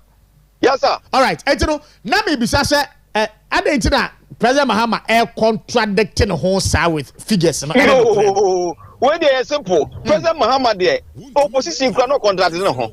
And you about by moi, obey contract or contradicting no. It's all say, money criminally managed there. That's I would for the I would sem, and I do a minor. Right. Now, Okasa same way ya. Now, one Kawasan ka ochim. Because it's not working musika erijawo economy growth rate near erijawo no and bibia no chese a criminal actions or entino say okasa na say okay no waka no bua no for na I was a Ghana for ankasa bi o mani say criminally minded person or John Mahama because a criminal management no every ne trimu na buy. And the free trim the buy into no, sir, is attached to him. It's not attached to anybody else. And Wabasa, he is coming to criminally manage Ghana. Every say, Obi Aya DNS one can follow now or defer a criminal mindset. That's right. Because the HHM Aya no correct, but one of the no anya no correct. Nasa wo se wo de na no krechinchina amanfo nye wo de nini obra wo ankasa wo totoa wo nsam no eni enso endise ni achese wo ye criminally minded. Sana me meka edi John Mahama sam de me samada mutia mumongu because ono on kanokure me de me nanim kura ono ankasa nim so on kanokure ono ankasa onim so on kanokure oni NDC for on kanokure because nyema mo keka nyina no eventually attorney to face them to tell them say the mo kai in opposition no eja sa na tie mo dandan mo the mo kan opposition mo ankasa mo sign can the opposite the na aban that ha no mo kai o mano no ehwo mo ayo mo ho ano a na mo se enye no kure no ene mo ba begina omo na mu ama mo no kasa asem no the na say politicians who behave say so who behave say dia na say who criminal mindset it is asem na the mama kan there to me there that criminal management or criminally managed economy no it is from his mind and so he is coming to exercise it and na me hu no. Okay. Very well. Doc, you do be see but Fitch Solutions a project is a Ghana cedi no be end 2025 at 15.50 pesos. Yes. Na one can say na me say the president John Mahama who assemble the po. Because because okay, Doc my NTO. On say the obi a there na say oje one monyam fa. Say enfunso ba unu excuse bia o. Right. On Saturday, you know, I drew bear 13, 12, down, down, and I'm and Sabia, Suntino, when you also now Ghana cedi abafam. And check, or more project is in December, I will do 50 echo. Yes. A chess as somewhere as some ray, I'm a cedi echo from no, and see what Ghana, your system no, and you're permanent. Amana maybe to me see na asasesa and the ebana say eboni trisun so a was say ojetum say wa feli and so ho so person give way success we fa na say bibi san si na say o man yasa dan ni ebonu so bo dia na say osai the edan ne ho kasa nye ono a na onka no correct because adewa AC no enye permanent adwadia wa manane ensem a $1 demand akofam no ebetima sesa America for tama na yesi yempe alternative means a yede be change na yaja dollar die no ya anya hwe ema sa dollar yi atwen aso sa na America for sesa o say oh you say you protect your local industry na ema dollar demand call for na cedi no age na na enche almost as some adwena pay you be hu the cedi ni be ye eti hu de yehwe. All right, Doc, my answer at opinion for CSC. All right, you know, Dr. Samson Anoma ena enedi nkomo no oye a senior lecturer, Department of Accounting ewo Kumasi Technical University. Exactly 58 minutes gone past 7. Me say President Mahama say cedi no a appreciate against the dollar no. What they say egu apono so a Fitch Solution say ebe end moment na say ebe end ye can say afi at 15.50 pesos. Enti one chance here na one fa enhye na odigu apono so ma emprempre cedi ni appreciate against the dollar no. One sign and fan hye mu odin pa mra na one megu Fitch fo animu ase for the first time asa. Yeah, asa. And Absa say cedi no be ende at 14 Ghana cedi per dollar by end of the year. You know, it is in relation with a year the Fitch Solution for air can 14. Absa say 14. Fitch for say 15 cedis 50 pesos. You know, it's in line. You know, and play President Mahama. The person who go Absa for any more, who go Fitch for any more. Na ode enhye papa bi ebegu apono so da sa projections we entimi amam na nyina 12 no a ho ne be unu say yes na ekozusi aro wo modern bo e na wa yama cedi no etimi enya ahoden. On the same issue no so Dr. Lad Mahmoud Bawumia ebisa President Mahama asemba ako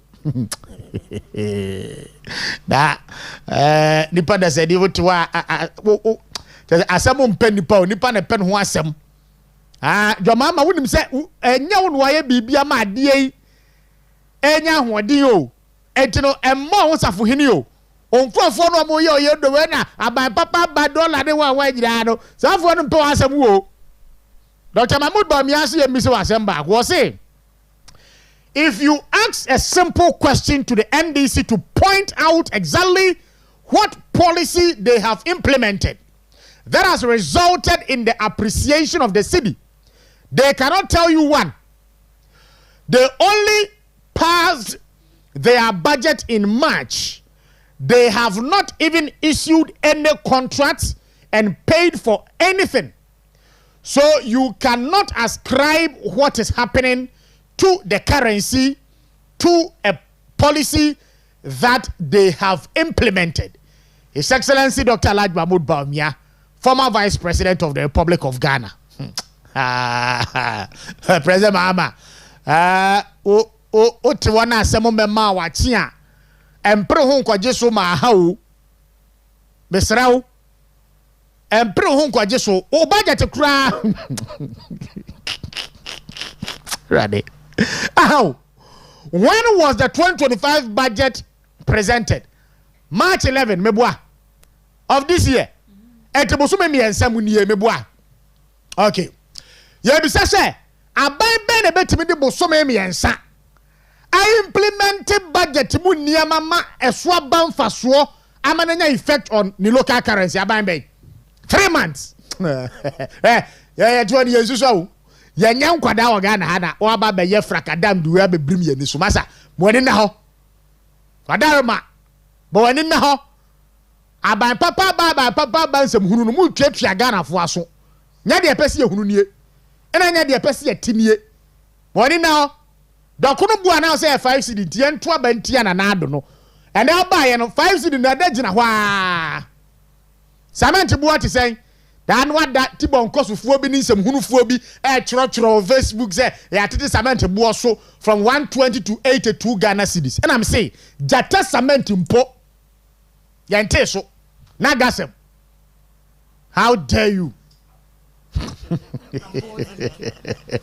how dare you moti Ghana head din nsem hunu saa munyo bi mane ntiamo ye be tiamo mo ndan nsem hunu ni dia ye be koso atiamo ni aye hwehwe efra bai we ho no nya no na e ko no a mo gina mo hwiri kosoro basoro e kosoro basoro aba no ba de de why 3 months a what did the budget come na say we fie no adie pa na sa 3 months no budget na timi aye a mo hwiri kosoro basoro e ba fo mo mu tuatua Ghana fo aso a mo ma ye nwene ye ho na adie no munyai sa de da mo ye munyai fata mo munyai why munyai when did those policies begin implementation? So our policies no woman dey good budget ni mu no. Da be no say implementation process na say. O 24-hour economy ni kura do a wo say a catalyst to the growth of Ghana's economy mpo no. Want me fa documentation in my 24-hour economy ni kura na wo say e ba expand the local economy e be create nyuma more. Ama local economy ni ska bemu ama na expand no won sha ase ye etino 3 months no a erade ye ma mentwa so na menko na me ne mabedwafo entoa enko wodo so na usia eye friend say oko Edwin ni Lante Vanderpool usia da kanekade mam usia na kanekade mam so no drip coordinator mboa national drip coordinator okay tie the okay I say we are awaiting clearance to recruit 4,460 operators for the district road improvement program. Waka sana me bisa me ho se hwe na na do de ade ne ba ye no wa recruit amanfo a wo mo ede machines ne ba ye adwuma o recruit ye etine safo ni nyina no enom wo hefa some be pam wo eti ye kase mo ba ye ebe pam amanfo onwuma mu a mo se nya no kure wo mo no mo ye adwuma o drip ne ho no na do what did drip ne ba ye o lanche ye no wo fa nipa mu o fa nipa adwuma mu mebua over 4,000 yes and nya adwuma ye yes eti nei wo ba wo fa hwe meka ho ye na wo se wo ba be recruit another 4,460 safo no mo wode dada no wo mo we adwuma bɛn na saafo wei wɔn a wɔaba zia na ɔdo wɔn ba bɛyɛ wa Francis say Osikani si kyɛ so wɔn apam wɔn o ma me akwa ba wɔn apam wɔn nyinaa ɛna wɔn fa ndc foɔ de akɔgum mo anim gu ase a mo de te wɔ mo ntumi fa policy ni program bi a bɛboa nipa ɛma mo ba nso a de obi di aba na mo sɛ no amambɔi suban ɛyɛ ɛna nya benada ɛna nya benada nti yɛmfa ka ho hyiam ɛna benada pa di anka mɛkɔm ba ɛna nya benada ɔkyɛ ba maache me Yosuska ate sɛn yankopɔn adom me ho yɛ pa ɛda nyame ase abena ho yɛ ɔfa nyame adom me ho yɛ mo ho nso ayɛ fɛ deɛ yɛda ase ɛdmonyam ne adom adware bɔ yes mo nam monten so a manfo hwɛ mu nyinaa no ɛyɛ adom a ɛne ɛdmonyam a ɛdware mo enti na ɔmo hwɛ mo saa no sada no ada wokɔ prisi a fans na wogi nyinaa no ɛyɛ ɛdmonyam ɛne adom a ɛdware wo Oscar me say me meet me hotel reception me twa me breakfast say tell you nipa ketwa Oscar you nipa ketwa you nipa ketwa and be ko mo hwɛ yɛn amo hwɛ me to me twa me breakfast bra pacho wo TV me so baby oh bra me hu TV that's so right. mo bo eduma pa me sham na mo TV station ye keken TV station na say de wo hu bi afane sa you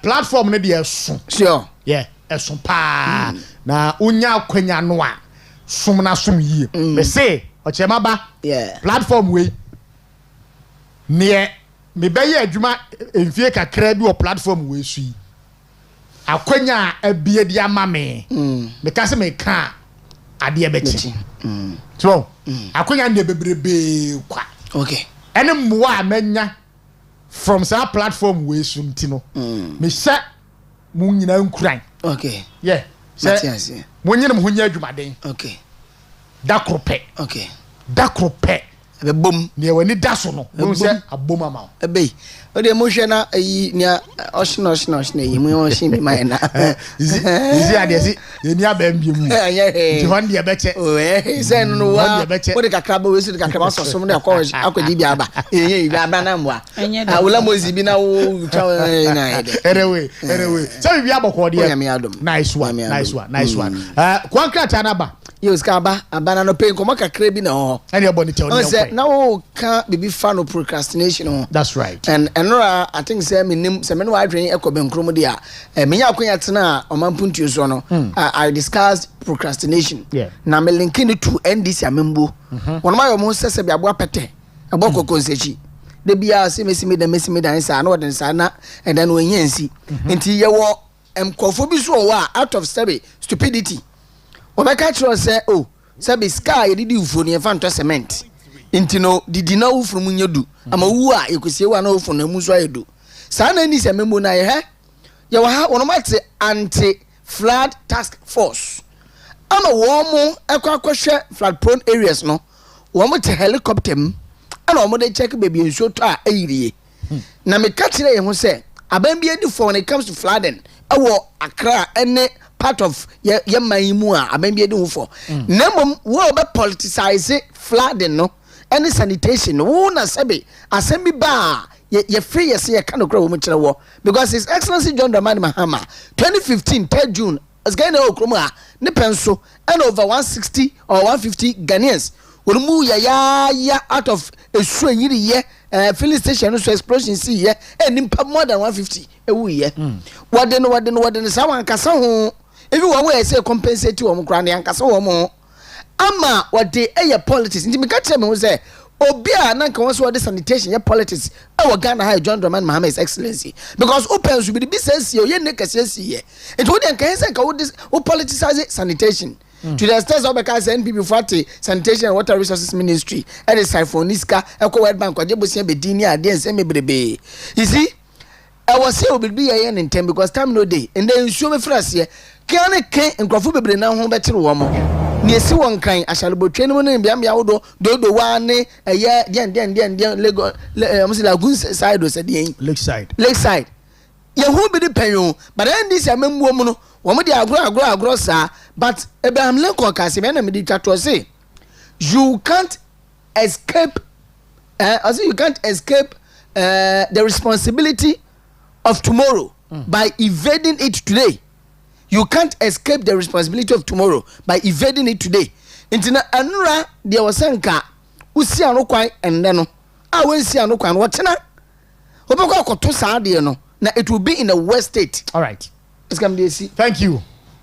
Yantinsimwe na yanku anim yo wafa yeda se mesha se o wafa yeda se ma yensanchie etiefo ene yahwefo ne yemo makọ abafamra ene Western in the morning jumedi no so Wednesday edition ene ko wankrata no mesha se free daily analyst ko wakrata no ose without fear or favor na wafa wodoni akiremu e wo soro honom a wode ma mesha se free ha President John Dramani Mahama no wo project se ene wafa yendru median June bia June 2026 na tresa inflation yetumi anya single digit no so wo ko wakrata fa to so miensa wo daily analyst President John Dramani Mahama waka wasam wo ha sei na bokunto kwa no Sarah hosam a aba enu ane sei National Health Insurance Authority ene manager wadano wo honom no yekum no ni na no yentokwa ni bia enti yede na fra ya ye ne se doso na no na nam so ma yewra Mahama yarga waba monti an wakasa edi etia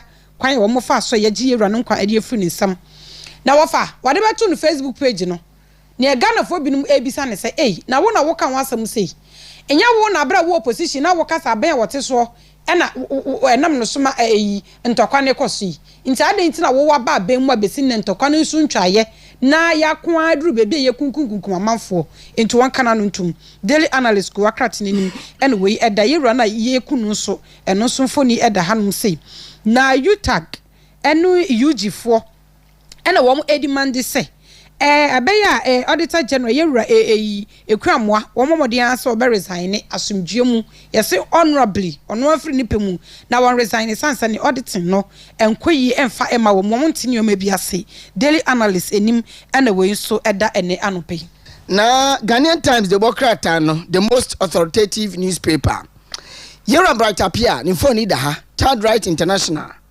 na wose se pese yi wo mo a sebe womanam embonten so batere ebinom so esasade ebefro man mu a yendwene ho mienu sanse sebe won so yeni party sen ya wo fa hodie om right ene se wo so se fata se enidie dignity etumi edema wo mo emfa wo se ofi obi krom ena aba man mu a sebe wo yela so lala ena die course won kran abachifo mu kuta wo mo oyade machine na no ne do mo kogu kanim immigration for kam papa ya sabi na ba kwatwa wo ba akoko mpe sesike ne de ono so afra ahomte o mane na mu ne yase ye pese o man no so emu so efe ehon sam da hakata fa to so dumienu e the Ghanaian Times mu na ya mampani John Dramani Mahama kata fa to so dumiensa ho no anso wose wono wo hyebo se business environment no wo be reform nyama be sachre nyama wo mu amobibia no did ni dwedie bia na so be edwumedie bo o man Ghana mu ha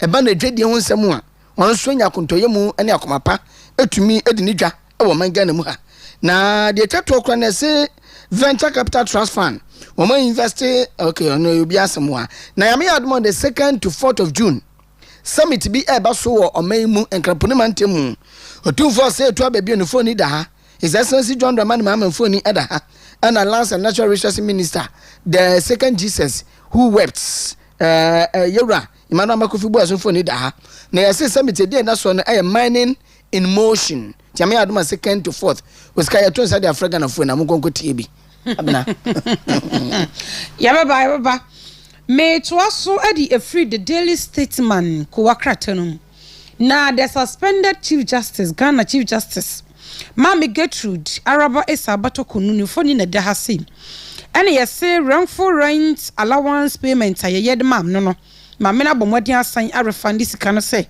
enya media abetom emse monkai ene wasan asan foforo edi ama minti wasan wo made edi ama wo mo na judge form akoma 49 wo mo so ka ho bi wo mo so edi na mo so se kama daily statement ebo wa mane na no pay cratafeto so mienu na aban ena ebo gold board for abaso se sidi na enya hodin na ebo dollar no eye wom adawroma gold board for yesa wom adawroma ntina na ye sidi na enya hodin a wom de ye dede daily statement nim ene we wo Now His Excellency Dr. Mahmoud Bawumia and the former Vice President, I don't know. Wasan so aka biem esi so. Wasan nyoma bebre wo ho a abra wo mo abem wo anye ne yie nam so. Ma wo mo edi ntwo 2024 abatum sorry. 2024 abatum. Enti MPP amanyo ku no mebunu emfanche grassroots no wo mo emfanche wo betoto nyoma yie na wo asan ejina brand Daily Statesman edi aba. Na Yera Francis Asenso Boache, Bantima Asenso Boache, former Minister for Roads and Highways. Eno no, yase wo do ni chim e wo na abato mpeso so a. Ena adwumade bi ode ahyehye so se. Ene constituency clinic no e wo Bantima. Ene wedi anim amanwema yina konkan kama. Daily Statesman e bo amane anopi. Na anopen so the Daily Graphic, truth and accuracy every day. Ana me dey transform. Na nanu bi na dan man Penny John Dramani Mahama His Excellency. We inaugurate, I think it's 8-member NDPC for National Development Planning Commission for another committee for no. I'm so inaugurate 8 members. Na what can say me tell almost say about the planning cycle no. You will be a friend of short-term development. Almost you break is a short-term development planning cycle no. Na to me more my Ghana. Na yen development yen ese bia bekwe ne mum puntuom ne nkan komo no wontumi hwe na bibia ende da na komo and pe Daily Graphic edin sem no de aba kratafa to so 2 miansemu ena no so eda ha na yese o man Ghana eba no se eto a sebe yagigye aya na no ebi fa nchanchan eho pe epenso a na eja agogo obi su botom na ebinom so atena se wonom eye expert bia eba no se eto de gia one more ehwehwe mu yie na omo ye national dialogue bi wo say tech led tax system eno na ye the best na yentumi ehwe ne fa no enfanye adwuma a opini onu die ne monifoni eda ha no me say yie na Ghana Card Blocks prison graduate from national service and also no pay local government minister cautions public against Boku conflicts and pay Daily Graphic DNA. Made a daily guide and it was so Ghana's favorite newspaper, His Excellency John Dramani Mahama, Ghana President, and another former Vice President Dr. Mahmoud Bawumia Sufoni, Eka who been a chesem penny need you see ni nano, a city stabilization in here. Dr. Mahmoud Bawumia is of the view that this in Shadam for no be a muakwemu, chesa woman and Abuama City in Yahweh. And the credits na woman crown, woman facing chain. Now, as what I was saying. Say one kasa no one buy and yet match ya no one edom budget be tuja. What are some of the policies on mobile search to say and no na one edi egu akwemu Abuama City no ejina na nanso. Dr. Mahmoud Bawumia ka say one good for oil purchasing one bi no de buy no and no na aboa ama ene yehuni enti ndis wo munya so mo je credit no na mokra mu dua bododo. Daily guide enim ena we so eda ene anopai na Lance Ministry eno modo omontuma kopama sante hene ade ano eni mpanifo awodo bi aka na yetumi ade mining summit ni o chemadi campus no yetumi ade ahyehye so a eno so eda ko wakrat nenim eni anopai na Daily guide ka se Professor Ameyaw Ekunfi sana ye ton safra no afa sky train no ho ene trial no enam so emeyese wayare Daily guide nye woka enie Daily guide nim ene nanopai eda ono ngeso oyare dada nti o say even oyare kra obeba court o no aba for hearing no because go for say bia waseda na ono yedi nka kra na hospital pain ene ya san admit bi nti o yedi ya abena obeko enfi wo mu Ghana obi anya bone a se bi o nya bone yedi scan etwa yedi anu ya court ho ya na ko papa o yade ato bona san o yade ya na court na enye won wase be se Peter Mewudi bi nipa no wedi MP kra ma ya to abetia no aveni as court say unrestraining himself from being the former member of parliament. Excuse my language. Sa rule ni me hu ya was me na me di bisa ebia na me nti brofo na sia me se mpacho kan we ma me na kire mase because how can you say say nipa me ma be di me 4 years ewie ma je me allowance bia was meje market bia ma je ni na ewie na me ko fia say aban na frisinti ya sign the petition and then the abama mo say I should stop calling myself the former. Into who am I? Tino ruling sabi phone. Oh, yeah, David ruling we dey just. You have the Daily Gist, the Democrat ano. Ya the twaso. Na Vice President Martin Nkadie. And the Daily Gist no some kakra dia ba. Wafa. Vice President, when was the last time man in Kasai? Mahama say no ho ato na nche bi obeba. Until one in Casa, I won't. Oh, okay. But I'm a timeline. No, can it's not certain. Tell me, Aduma 23rd. Obedu memo be mwa. Patinati 23rd. 23rd Friday. Patinati. Okay. Yeah. And the delegate said 3 days time obeba. Okay. Into no report we eye otena na de chinye. Into no after 2 months akosa no yade. O kwesi bro no krom ye nim de ha no. E ma de mo yade dose menim mentumi so mbo bidin. Enti was over 3 days time they be ye vice president. Oh my God, my delegates e dey back at afan. E to so me ensa. Professor Jenna no pokwadman phone ono pe African we pa. E na ma manage no. Na wa pe na yi ni so ma we ye modugo mutri. Na de bi ahye ni tina no fe. Na Dr. Alhaj Mahmoud Bawumia say onipa bia ni wiase wo ye kronkron sebe oye sebi on de mfumi ni ne ho. Obi an ye perfect. Even Yesu Christo kram pon nation for big friend say church of pa. I say I don't tell from church of pa. I say obi an no ye papa. Aje Nyankopon no. Nti Yesu kram no ese boni bia ni no kram no say obi ani asase so ye papa. Nti ye mampani abedi che kan do say we are not perfect. Nti ne ye bia no eni na na kotot na no call London. Sanse mi na wo kan ye. Afa na Ghana for train no de esi bone say Dr. Mahmoud Bawumia e pachaw. Na sebe opachewa ono obodo so opachew. And thank you to ye wokwa Ghana Hey System Agency. Achapa no di nkan e de pa Ghana for. Oh no, he is fond of everyday piano oye bibi na anya yi a me pa acho ne dey. Aha, it is not new. Dr. Mahmoud Bawumia there, it is not new. Baba no hojo me pa acho de anya ade bia e mframa o kan na won ato. Obi atene ho ase. E ma pa na pa acho kan ya modin binum. O anya di. Abraham say binum. Aha, so wan ka binum no me binum be share echiri. Aha. Me kan ya oba cancer. Sentence re for me. Nka say wo de be share. Dabi me di shemu a obati ase ntem. Enti e ma no ya na ebinum wati ase na ya ti ase ntem. Ma na ya na mo wa nya ntem anka wo be wie na ye buku mfo ewie. Ma na ya na mo mpempa choka ebinum. Yo, na good board nso and I say one more as a good board for say one more as to chart new part in gold trading. Say kwa fa so na edi gold hu dwa no. One more san fa kwan foforo bi so nka ne hade say ebe ya no pay honsam ebe no so ya wa say CJ ne rule no and say nan sam e betena so no ye fa camera nto so na mera TV so mo se da bi ehu hia. Na Sam George say PK support NPP activists no obesi no court.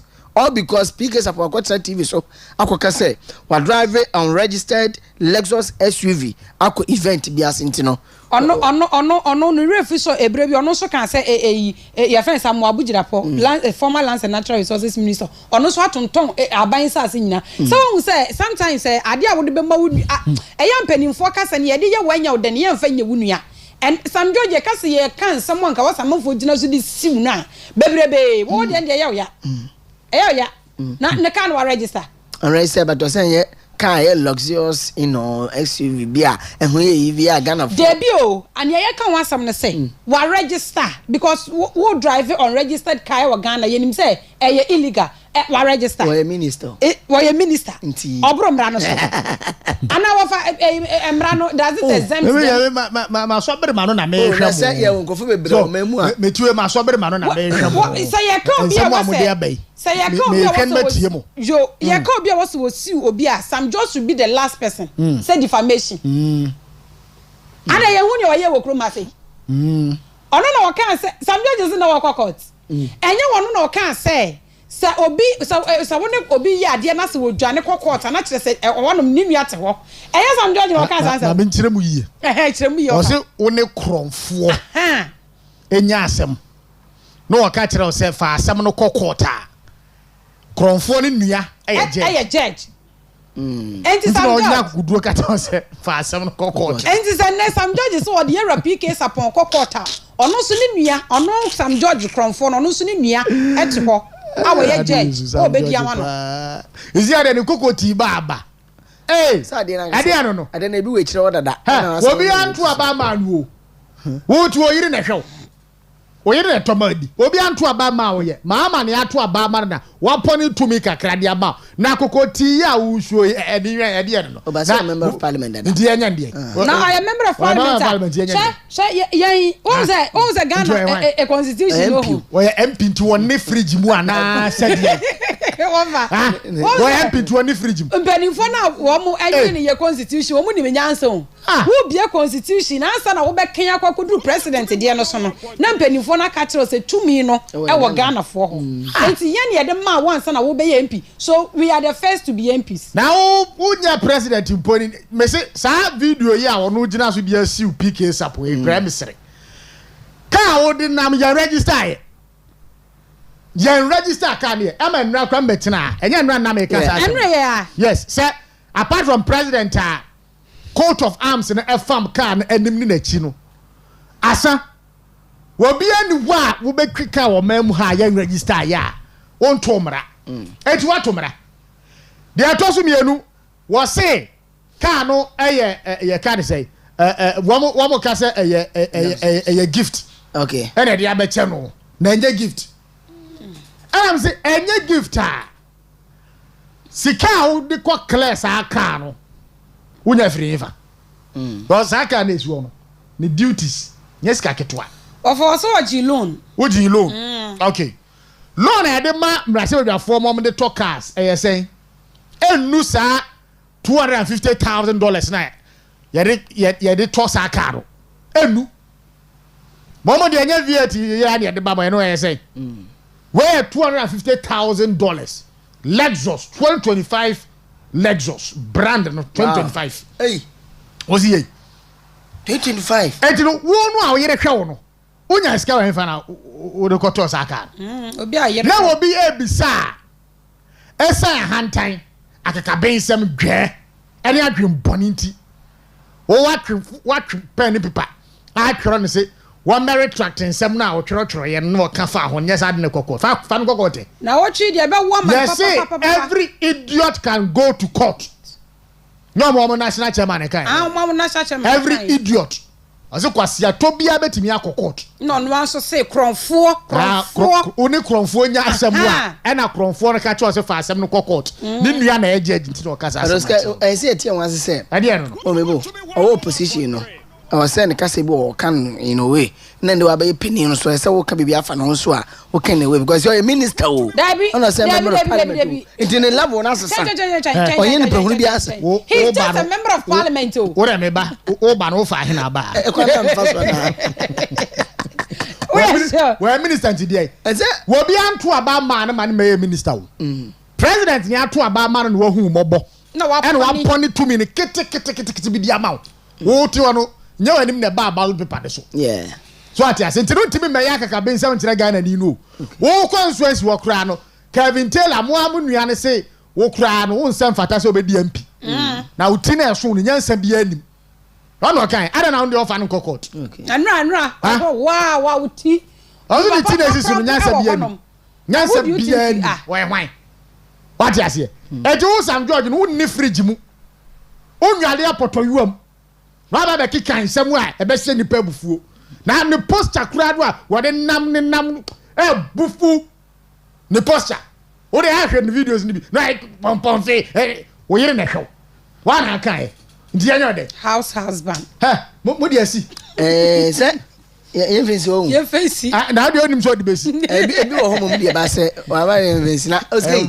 na me yese nka bi a and me ke bi ma na wa se me old car no o de be ma na car na o pa me ma catch o se car na o pa nya akomatoyem what you see wofa na obi ono ne yire hwe no aso ko bisa ne yire o no fa me car na o pa nya botre mate ebra so a ebeba kasa din tam all right ya damasi why etiro abusuya yemfa kwa krata moboso ne nsi wase nyame aduma na anwumre Miami team Manchester United ene eye Tottenham Europa eye league finals ya de ba hihye so wa Manchester bia no pajansa ba akokọ soro yenie ya Premier League ni Champions League ni de ye nheda mpe Europa League no we were built for the Europa League etiro enei Europa Championship no Manchester United ya de crew ano e ko Old Trafford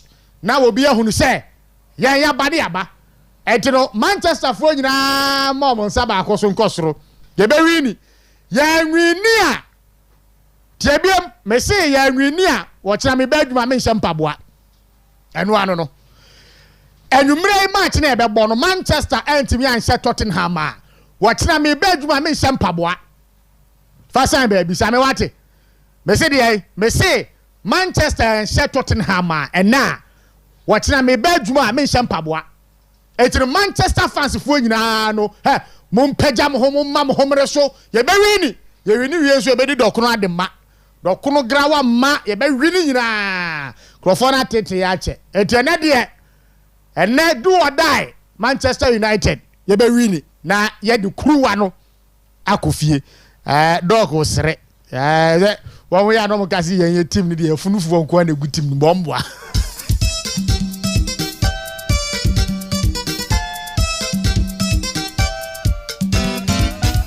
yet here in 2016 asofofo imam fo a mo so yina ma party no emu bi wo ha 8 years yanko mo bi etena otia na mo sofu bi a no tima party na oja ya ye kwa na na so nye ko panacho yet committee a yera makukwe and net down say yenim enkofo bebre kika adekonti a yenim kunim e wa batuo no nenso so as a party na say na official report ye won sampa ye ko Ghana fa na nyina 276 constituencies 16 regions ye ko nyina ye nsi nsuo mu ansa ne ham me say ene ye be hye Tottenham Europa Championship no ye beje the cup no be ko Old Trafford na ya nsamu a wo kina me badwuma me shampaboa bo pa mo ntwe camera sinsi me so say ya nsa mo fa mra me fie me shampaboa me chese me dem na beto to form say badwuma eno ano no ye wini so de ne dokono grawa ma ye be ready ya share your food said pam dog at yesre ye hook up ada doc ade how could you say that? Well, in the moment you we were built specifically to win Europa Championship. No. So Chawan was a goalie.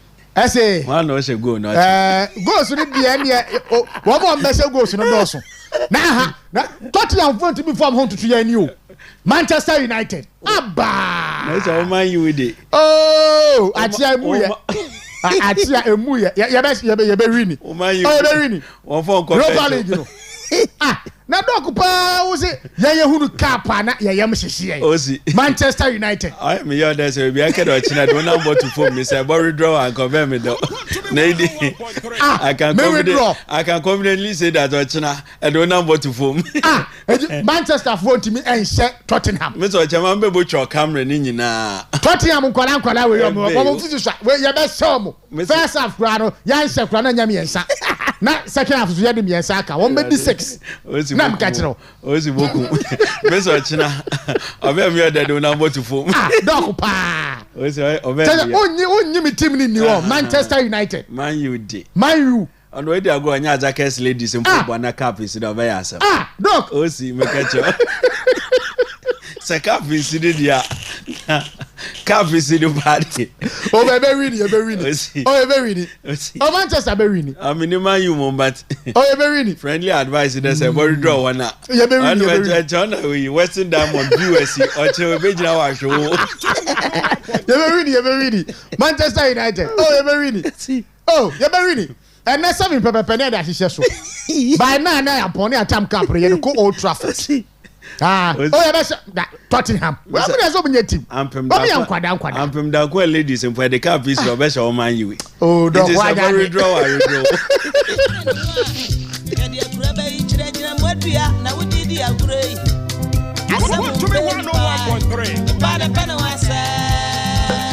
As I'm the penny who has him. Tottenham for Mupam who has some pa. One I can't say Monco finals. Yeah, my roof what about Yamon and Mubenum ho pa and then you ya be shamu ankasa mo match na kamba o na be trouble To be 101.3.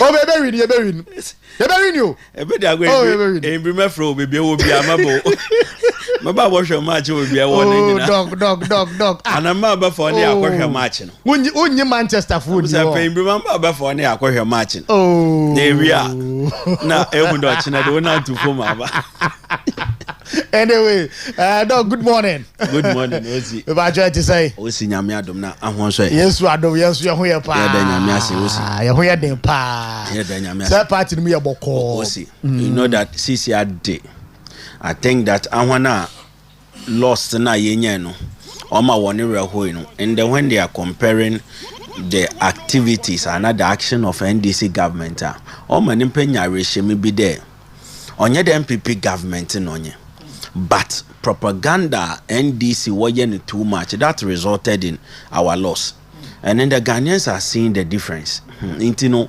party no dem there from the base in to national think that everybody be alish and hunkran because we know that come 2028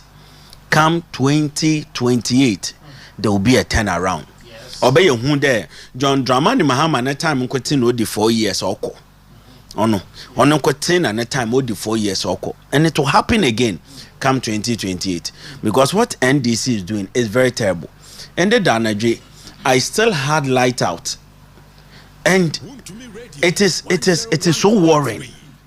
It is so worrying. And a bit somewhere there, the ordinary things Ghanaians are looking forward to. Na say you say on the weather no drain you brand and no my cold the Accra. And people be crying. Accra no Kumasi podia. It is so worse. Yeah. They are demanding for a load shedding timetable. And the minister is running away from them load shedding timetable. And this is what Ghanaians are asking for. Yes. That give us the load shedding timetable. Eke John Jinapo. Time NDC wo position. And the maybe na mat say some judges so aboko court. Meke time NDC wo position. Na John Jinapo was criticizing the energy minister. The one to about money don't whine na on nag. He was given the mandate to perform. Yeah. Then they look at the energy minister who made them statement and look at what is happening. And down on TV XYZ in the 3 days, also 4 days. Yeah. And one video now of NDC for Nankasa, what the energy minister know when you see board, and they are describing him the or you're arrogant, or you're proud, because NDC ba power we to kwan wakwa Nigeria aba, to kwan be breda kwa for fuel aba. Where is the fuel? And he's so able to bring fuel to this country because according to NDC for no, or you're arrogant. So look at the people we voted for. And yes, across all the sector, NDC appointee, I'm George in Ankasa. Adano show Sanfikam, Shani Posha, Kokoti. And then look at what is happening across. The arrogant, when you're 1 year, look at the arrogant. Yeah. So yes, but look at what you are doing. So, you also have some jata, and also the jata down and there will be the picture to be jata be away is a cola. So look at what is happening. So NDC clearly has wasted Ghanaian time by deceiving Ghanaians that want to abamon. Into the party no more. Okay, that's good. The fighters are rising again. That's good for a battle in 2028. Osi. All right. Recent CD gains and matters are rising. I don't pay that board. Now, spare pass for say, dia one more ebete spare pass was what Ghana had. So over the weekend, no, and leadership no because we want to take what near my boss. No, I'm so to so net entity switching up. I know that change so. One more turn some to say, propaganda no NDC for the good social media no. On grounds no oba wo cement shops no mu a ebo no eda gina ba bi gina ye ntete cement bo so ye ntino ye fake price reduction. We should ignore sadie no.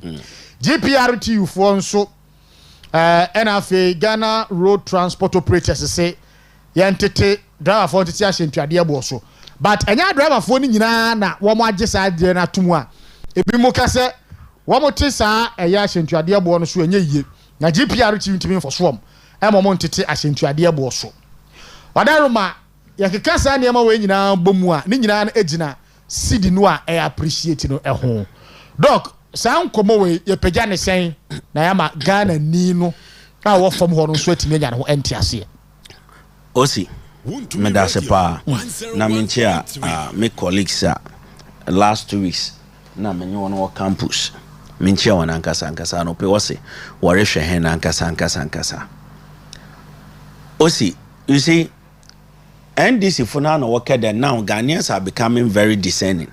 That is why they voted for them. And you know say if them discerning Ghanaians if they voted for you remember the NDC ni be atia saying that these same discerning Ghanaians and they are alive and kicking. They are the same Ghanaians in Ghana. One ko baby ara. So when you want to deceive them to believe there, onketeto ni nyomado. Onketeto whereby the message ano CD depreciation appreciation yenya no oye artificial. Na sisi ano oketete do. Na sisi and me artificial measures na wada to one if it cannot sustain the dollar or the cedi na so sanso koso bioma na one wa bokaw because enim the IMF nam the APSA wa predict that by the end of this year dollar no boko 14 cedis again. By the end of this year the dollar will go to 14 cedis this year ending. That is their prediction. And to be someone that will be a businessman now rely on the propaganda of NDC government, but or take fact and figures. No, the Juma. Since your World Bank, IMF, na APSA, what did they make prediction about Weno? Our businessman, will you rely on Asama NDC Nyaka and Asama or your fact and data? And this is an quarter to your mother. Not on your man fofu. Na se wie. Na wie na kwato biem na dollar no ase na shooter. What will you do? So NDC government should know that now Ghanaians are still relying on facts and data. Onjina emotion do, onjina propaganda do, na obani business and business ngu. Probably they have forgotten that these facts are out there. People can research and see it. Na sisi anenim there. Sisi ano dollar now sisi ano wako wabefom no is because of gold reserve na NPP government here gen. That is one of the basis. The gold reserve na ye gen ewo hono. Sisi ano NDC abanebe on for 1 ton mpo nka ho.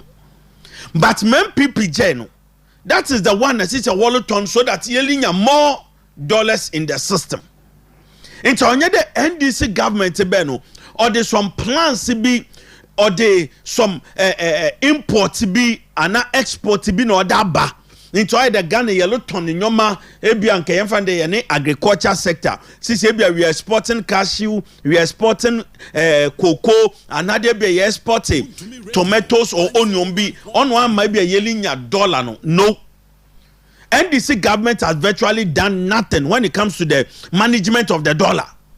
Because yes, when a budget was presented here, there was nowhere in the budget NDC government ordered some policies to be toward them. Yeligina them policy they are driving forward so that you bring more dollar influx into the country. There is no policy like that. Ninyina artificial one. That is we are selling gold. Na sisi no US na China. When the tariffs war na walu konintino. Since your man kwafo one crowd more, so we have more dollars in the system. Since you are no businessmen, one started there, what they want to profit, what they go out of the country. So we are having more dollar. The government has not started to pay contractors. So we are having more dollars in the system. So yes, the mean your money na artificial. It's so be autonade. Na so the NDC government nechi enti no osida mrokwa na market to menyo mada obobokaw. So any discerning businessman will not follow the advice of the NDC government.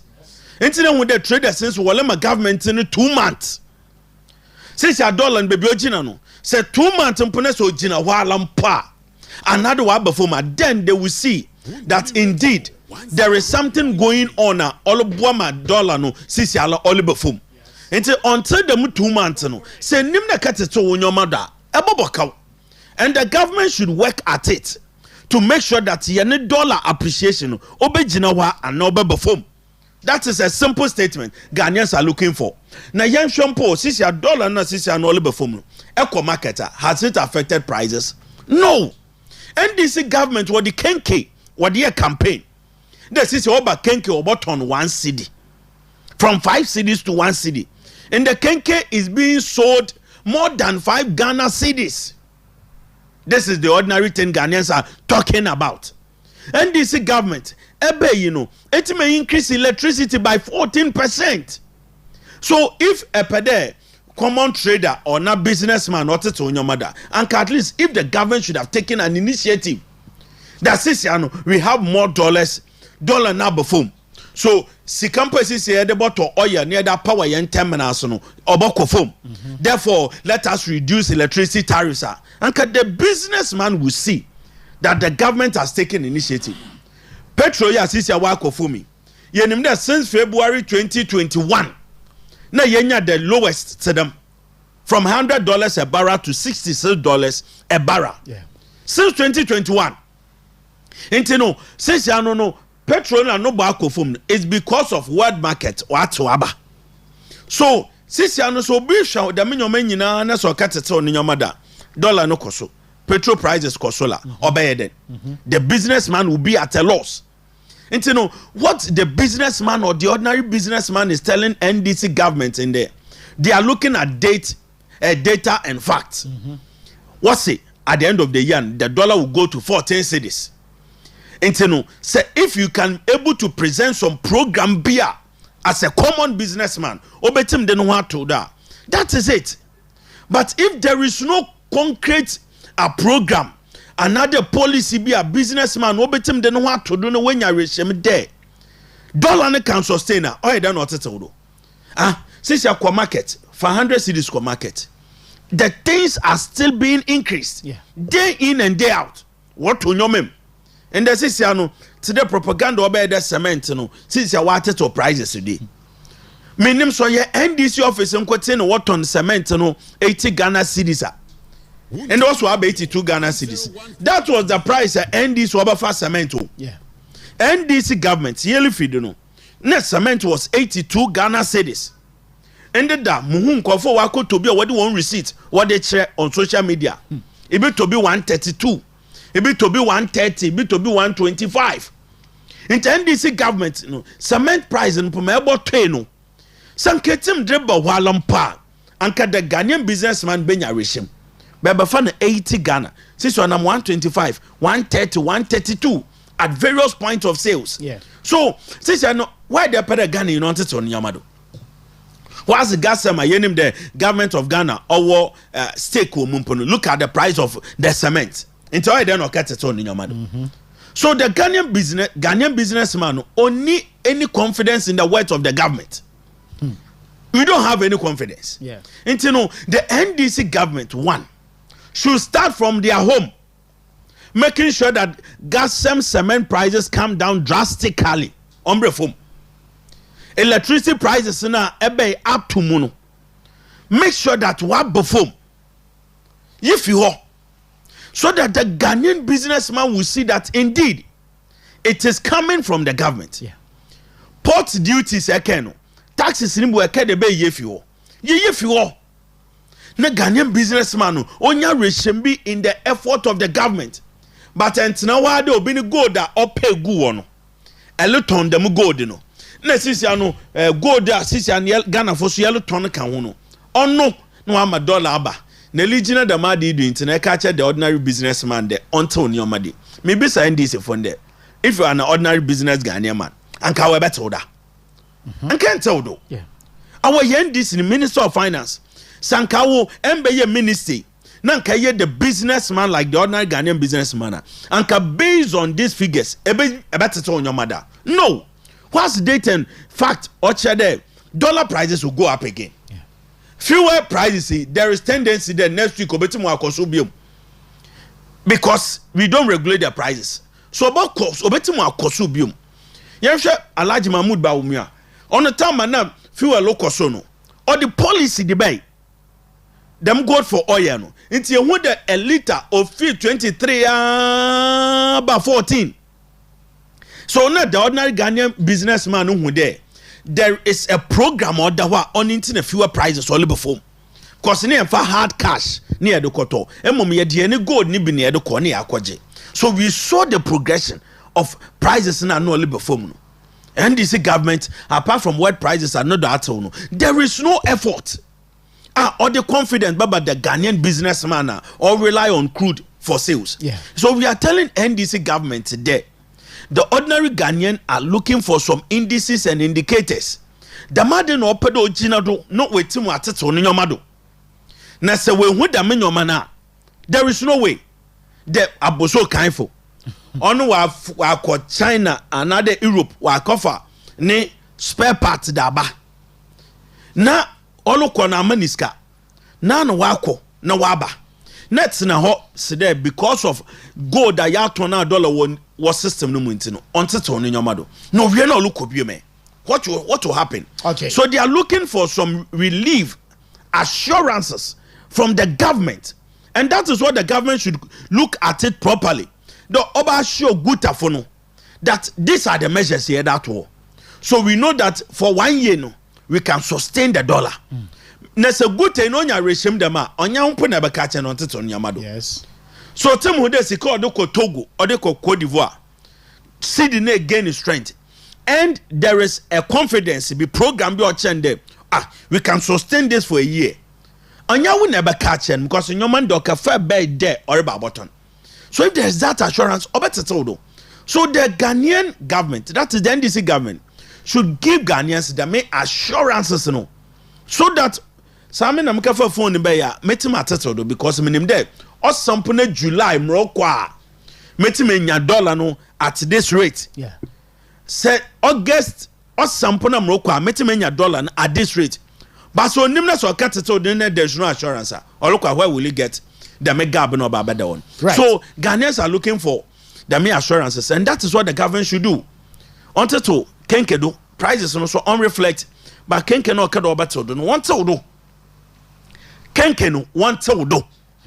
Now kenke is more than 5 cities, 8 cities, 10 cities, and we are here. How do you expect that I met to me mado? Okay, on city appreciation, Dr. Alhaji Mahmoud Bawumia saying, if you ask a simple question to the NDC to point out exactly what policy they have implemented that has resulted in the appreciation of the city, they cannot tell you one. They only passed their budget in March. They have not even issued any contract and paid for anything. So you cannot ascribe what is happening to the currency to a policy that they have implemented. Yes. Quote. Yes. And it's clear. Yes, it's clear. Yeah. Because if NDC government, if they had wanted to issue any policy, and when a budget it will reflect. Yeah. But when you look at their budget statement from A to Z, there is no policy biya there. Ghana since you know in agriculture sector there is a product be betim that call Europe and other foreign markets and more. This product can give us more money, so let us look at the farmers and how we can resource them. Since and on so one share and then Ghanaians will see. But what is happening now? NDC government has done nothing. On Dr. Alhaji Mahmoud Bawumia, there is no policy to support NDC there. Damage dollar no labor form or your debate can be sustained for the next 6 months. There is no policy. In America there, the World Bank, IMF and AFSA, and when they so conduct research. And when there is no policy. So when these artificial measures are exhausted, now the dollar will be left hanging again. Yeah. There, since you will be a pen or button. What predicts that come ending of this year, the dollar will go to 14 cities. And since I'm a see a realistic analysis, today Dr. Alhaji Mahmoud Bawumia can. And this year be someone there. What policies has my government put in place? Even by a strong businessman, but be someone that the dollar is not supported by any policy There is no basis for it. Into dollar no, maybe within 3 months it will start to rise again. Because when government start to make payments, kede yene loans na dia yede no, DDP no, debt restructuring no, the payment ibu ha this year yenye. You start to do payments next year. Actually, we do quite. Yes. So when the main sikano ne maturity so, we are paying contractors. Since a good deal for sanso per dollar wadakwa. That is when you will see. Unless we tend to hold this country to Galamsey site. So that on your betting here to go in more. Now yet me aton. Okay. Because the idea we hold the seed, is the sale of gold. Yeah. Seed in idea man dollar no abebe gold da Ghana yaton. Onye de the brody bi banchi bi ye machines bi a yellow cotton ye products bi a yellow cotton. Ni nyina ye gold na ye MPP jet to one. Na ma NDC government be no so ma wo good a wo lutu no. Ono na yaton na ye nya dollar no. Into no, Dr. Alhaji Mahmoud Bawumia any serious Ghanaian, you look at this fact, political spectacle, if you will, and look at the fact. You see that there's no policy. All right, Doc, now say, okay, some 56 minutes gone past a 8. Western Diamond Television, Western in the morning, Jumedi, so and I no pay Abushia, we. Now, maybe say. President John Dramani Mahama, the key policy, the 24-hour economy, is it dead on arrival? Because yet they are woman in opposition. Abraham will pay to me prior to the 2024 presidential elections. Yeah, to Abanama, and clearly sa slogan Ghana for the one argument, especially the youth, because share boss me ba who are near Jumayeno. In you mother than ever hold crown eba be create spaces. And a slot mienu at the account, adwuma ba could be a nipa me and son eba be and all than chance won so odia or de ba be ka ho and you be a benya adwuma ni bia entino ya nyina so nkoto abama ya to abama 5 months muni document kra no a enei ya de ebe share implementation process na se kra no it has not been laid before parliament amanfo ebusa se ade yi eye frakadamu ana se eye dia Doc, Jomama 24-hour economy no. I had the because maybe who the airco DNA. Osi. Yes, sir. You see, these are some of the things and initially make the Ghanaians or NPP for yenya reshemu biom. Okay, the last UTV one entertainment program oye. Sami Jemfi no by program no. Prior to the elections. Prior to the elections. Yeah. And he talk about 24 hours economy.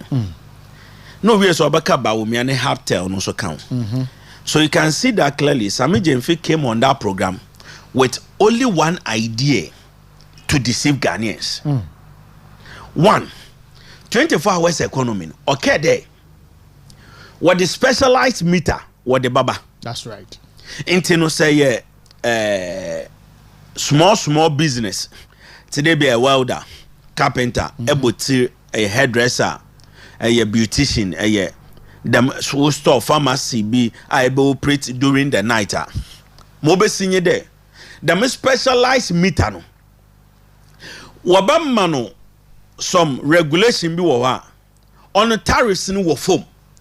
So whilst the ordinary Ghanaian no only use meter be or consume 100 cedis a week no. The 24 hours meter na wadeba no. Ebi obo reducing to be able to be 40 cedis a month. Yeah. Because a bar ran in 24 hours. Shasami Jemfit no Kadamasemi. Knowing very well that and this in paying for no. One manifesto no way, so what committee on education, on energy, on 24 hours in your committee. Knowing very well that there was no committee in the first place. It was just a policy. What's no one what truck. So they didn't know how 24 hours economy it will even be implemented. One on him, but he came to the program with only one idea to lie to Ghanaians. And that's how Sami Jemfi presented the fact on that programmer. You might think that he know what he was saying. And then let us look at it. Where is the 24 hours economy? Where is it? Because clearly, no, there's difference between campaign and there's difference between being in power. Yeah. Being in power and what you said during campaign time will look at you and ask questions. So where is the 24 hours economy? What can they them 24 hours in 133? 1 job, 3 shift, 3 people. 133.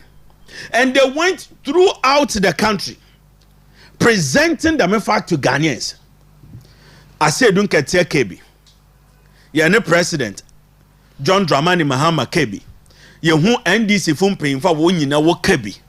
Well, you want t-shirt in knowing very well that you don't have any policy to back it. What about 3 months? No present a budget. In the budget, what's happening? Work no work a policy framework to implement the 24 hours economy. Really? I feel Naka your policy framework to implement the 24 hours economy. Now, more on point there. I bring this about power. What so 24 hours economy no committee? What so committee? And where is the report of this committee? Where is the report of this committee? And clearly, no, it wasn't a key policy of NDC or John Dramani Mahama. It was a key propaganda, rather, because party will catch the attention of Ghanaians, and they said that to catch the attention of Ghanaians. Since our rather no mum no beno, abba him from the NDC government won't you nimpedi, baby away in nimpedi. Everywhere, one, because they know that they cannot create the employment. Budget team one for policy be on job creation so ambo. Into this year, NDC government through the budget, they made Ghanaians aware there. One for Biara, our government agency. So what else can they do to satisfy their communicators, their grassroots, their party food soldiers? Only know be Ghana for it. No do one crop for Abesha. Into no Ghana for so where you want to since NDC came to power. Ghanaians are where you want to since NDC came to power. What does so? Kwa Ghana Water, Ghana Lotteries Authority, kwa GRA, kwa TDC, kwa VRA. Where you be? Where you go for the ankasa? Because what pede, what they want for best show, knowing very well that they cannot do the 24 hours economy. But are they NDC? They are forgotten there. Ghanaians will ask question. Ghanaians will ask question at the right time. That this is what you made me to vote for you. So where is it? Where is it? In the NDC by one cherry, one Ghanaian worker man 10% increment. What the Ghanaian worker at electricity, she sami jemfi, she sika olecheche. All these avenues could have been used to create employment. Yeah. But look at what you are going through. It's in the 24 hours economy. It was a fiasco. It was just for the optics. They know that they can't do it. During his first State of the Nation address, President John Dramani Mahama spoke at the Western region. It is a dead region, and he will bring it back to life. Yeah. He made specific statement that Western region is dead, and he will make sure that he bring this region back to life.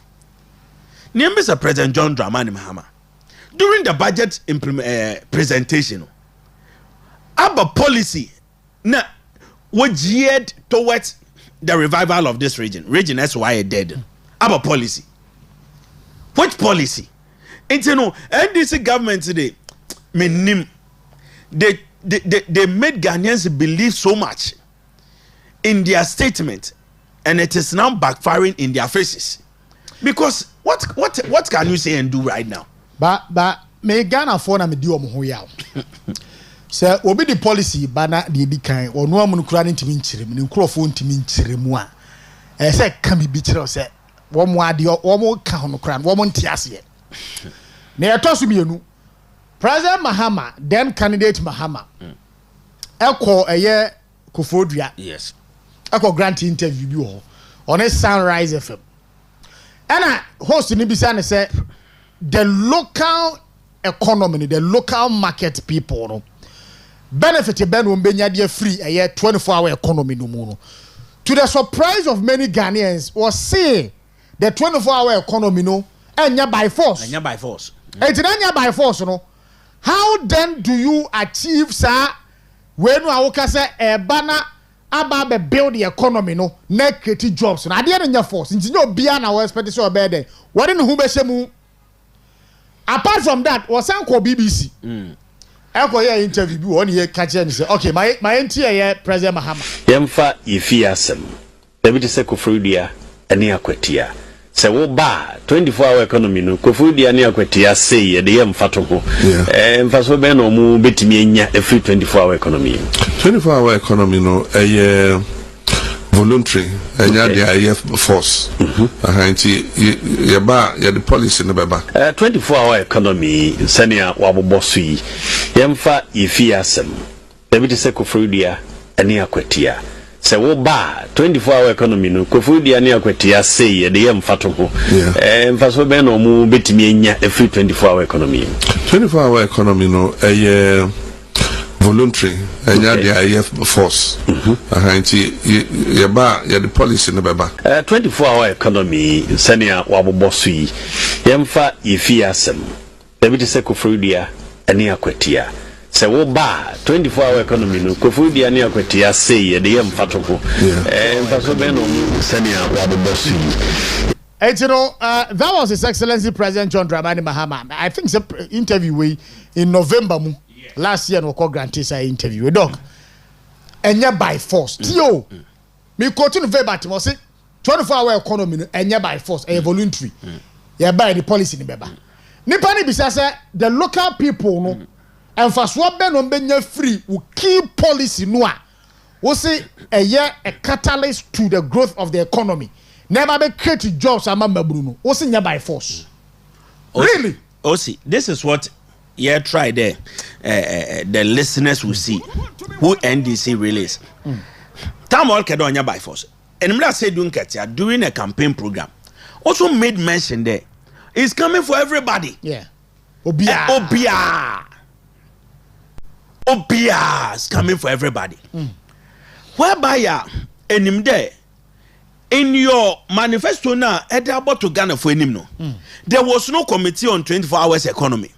There was no policy be and framework be a committee no. They were able to conduct or put across there. Oh yeah, but you start in this direction or in that direction. You just said it because you wanted Ghanaians to hear something. And look at what is happening right now. In the Wambodu Biomo. Yes. In the Wambodu Biom. We can't hear the 24 hours economy again. Now, my young there. And last week, me and this in call meet a radio. Manso kita and a business registration. No shana mutu. Do look or MC bio or Kesiano or Dom Manejuma and we don't manejuma and we don't manejuma. Mess last before I'm robot to Kwanisono. Ne Friday, Miss Samson yan this in Biso call radio. O sitama ya your phone in. Na NDC in safe Fred Mr. Kebima. So the NDC communicators, especially in this region and this constituency, were pejuma wenyebi. Yeah. So Ankadam 24 hours economy, if it was implemented, Anka most of these communicators and their young radio why you peeved. Anka when you juma liye. Min this in after this had won the election or catch him the Fred. I mean, any cleaning a jume be and pocho catch them na most more girls or constituency had in. They are on top of me looking for job. I see. So them 24 hours economy, if it was implemented, there anka our friend then security, teachers, doctors, says 3. Until there will be more doctors, there will be more nurses. Maybe I find anka pharmacists are well run 24 hours.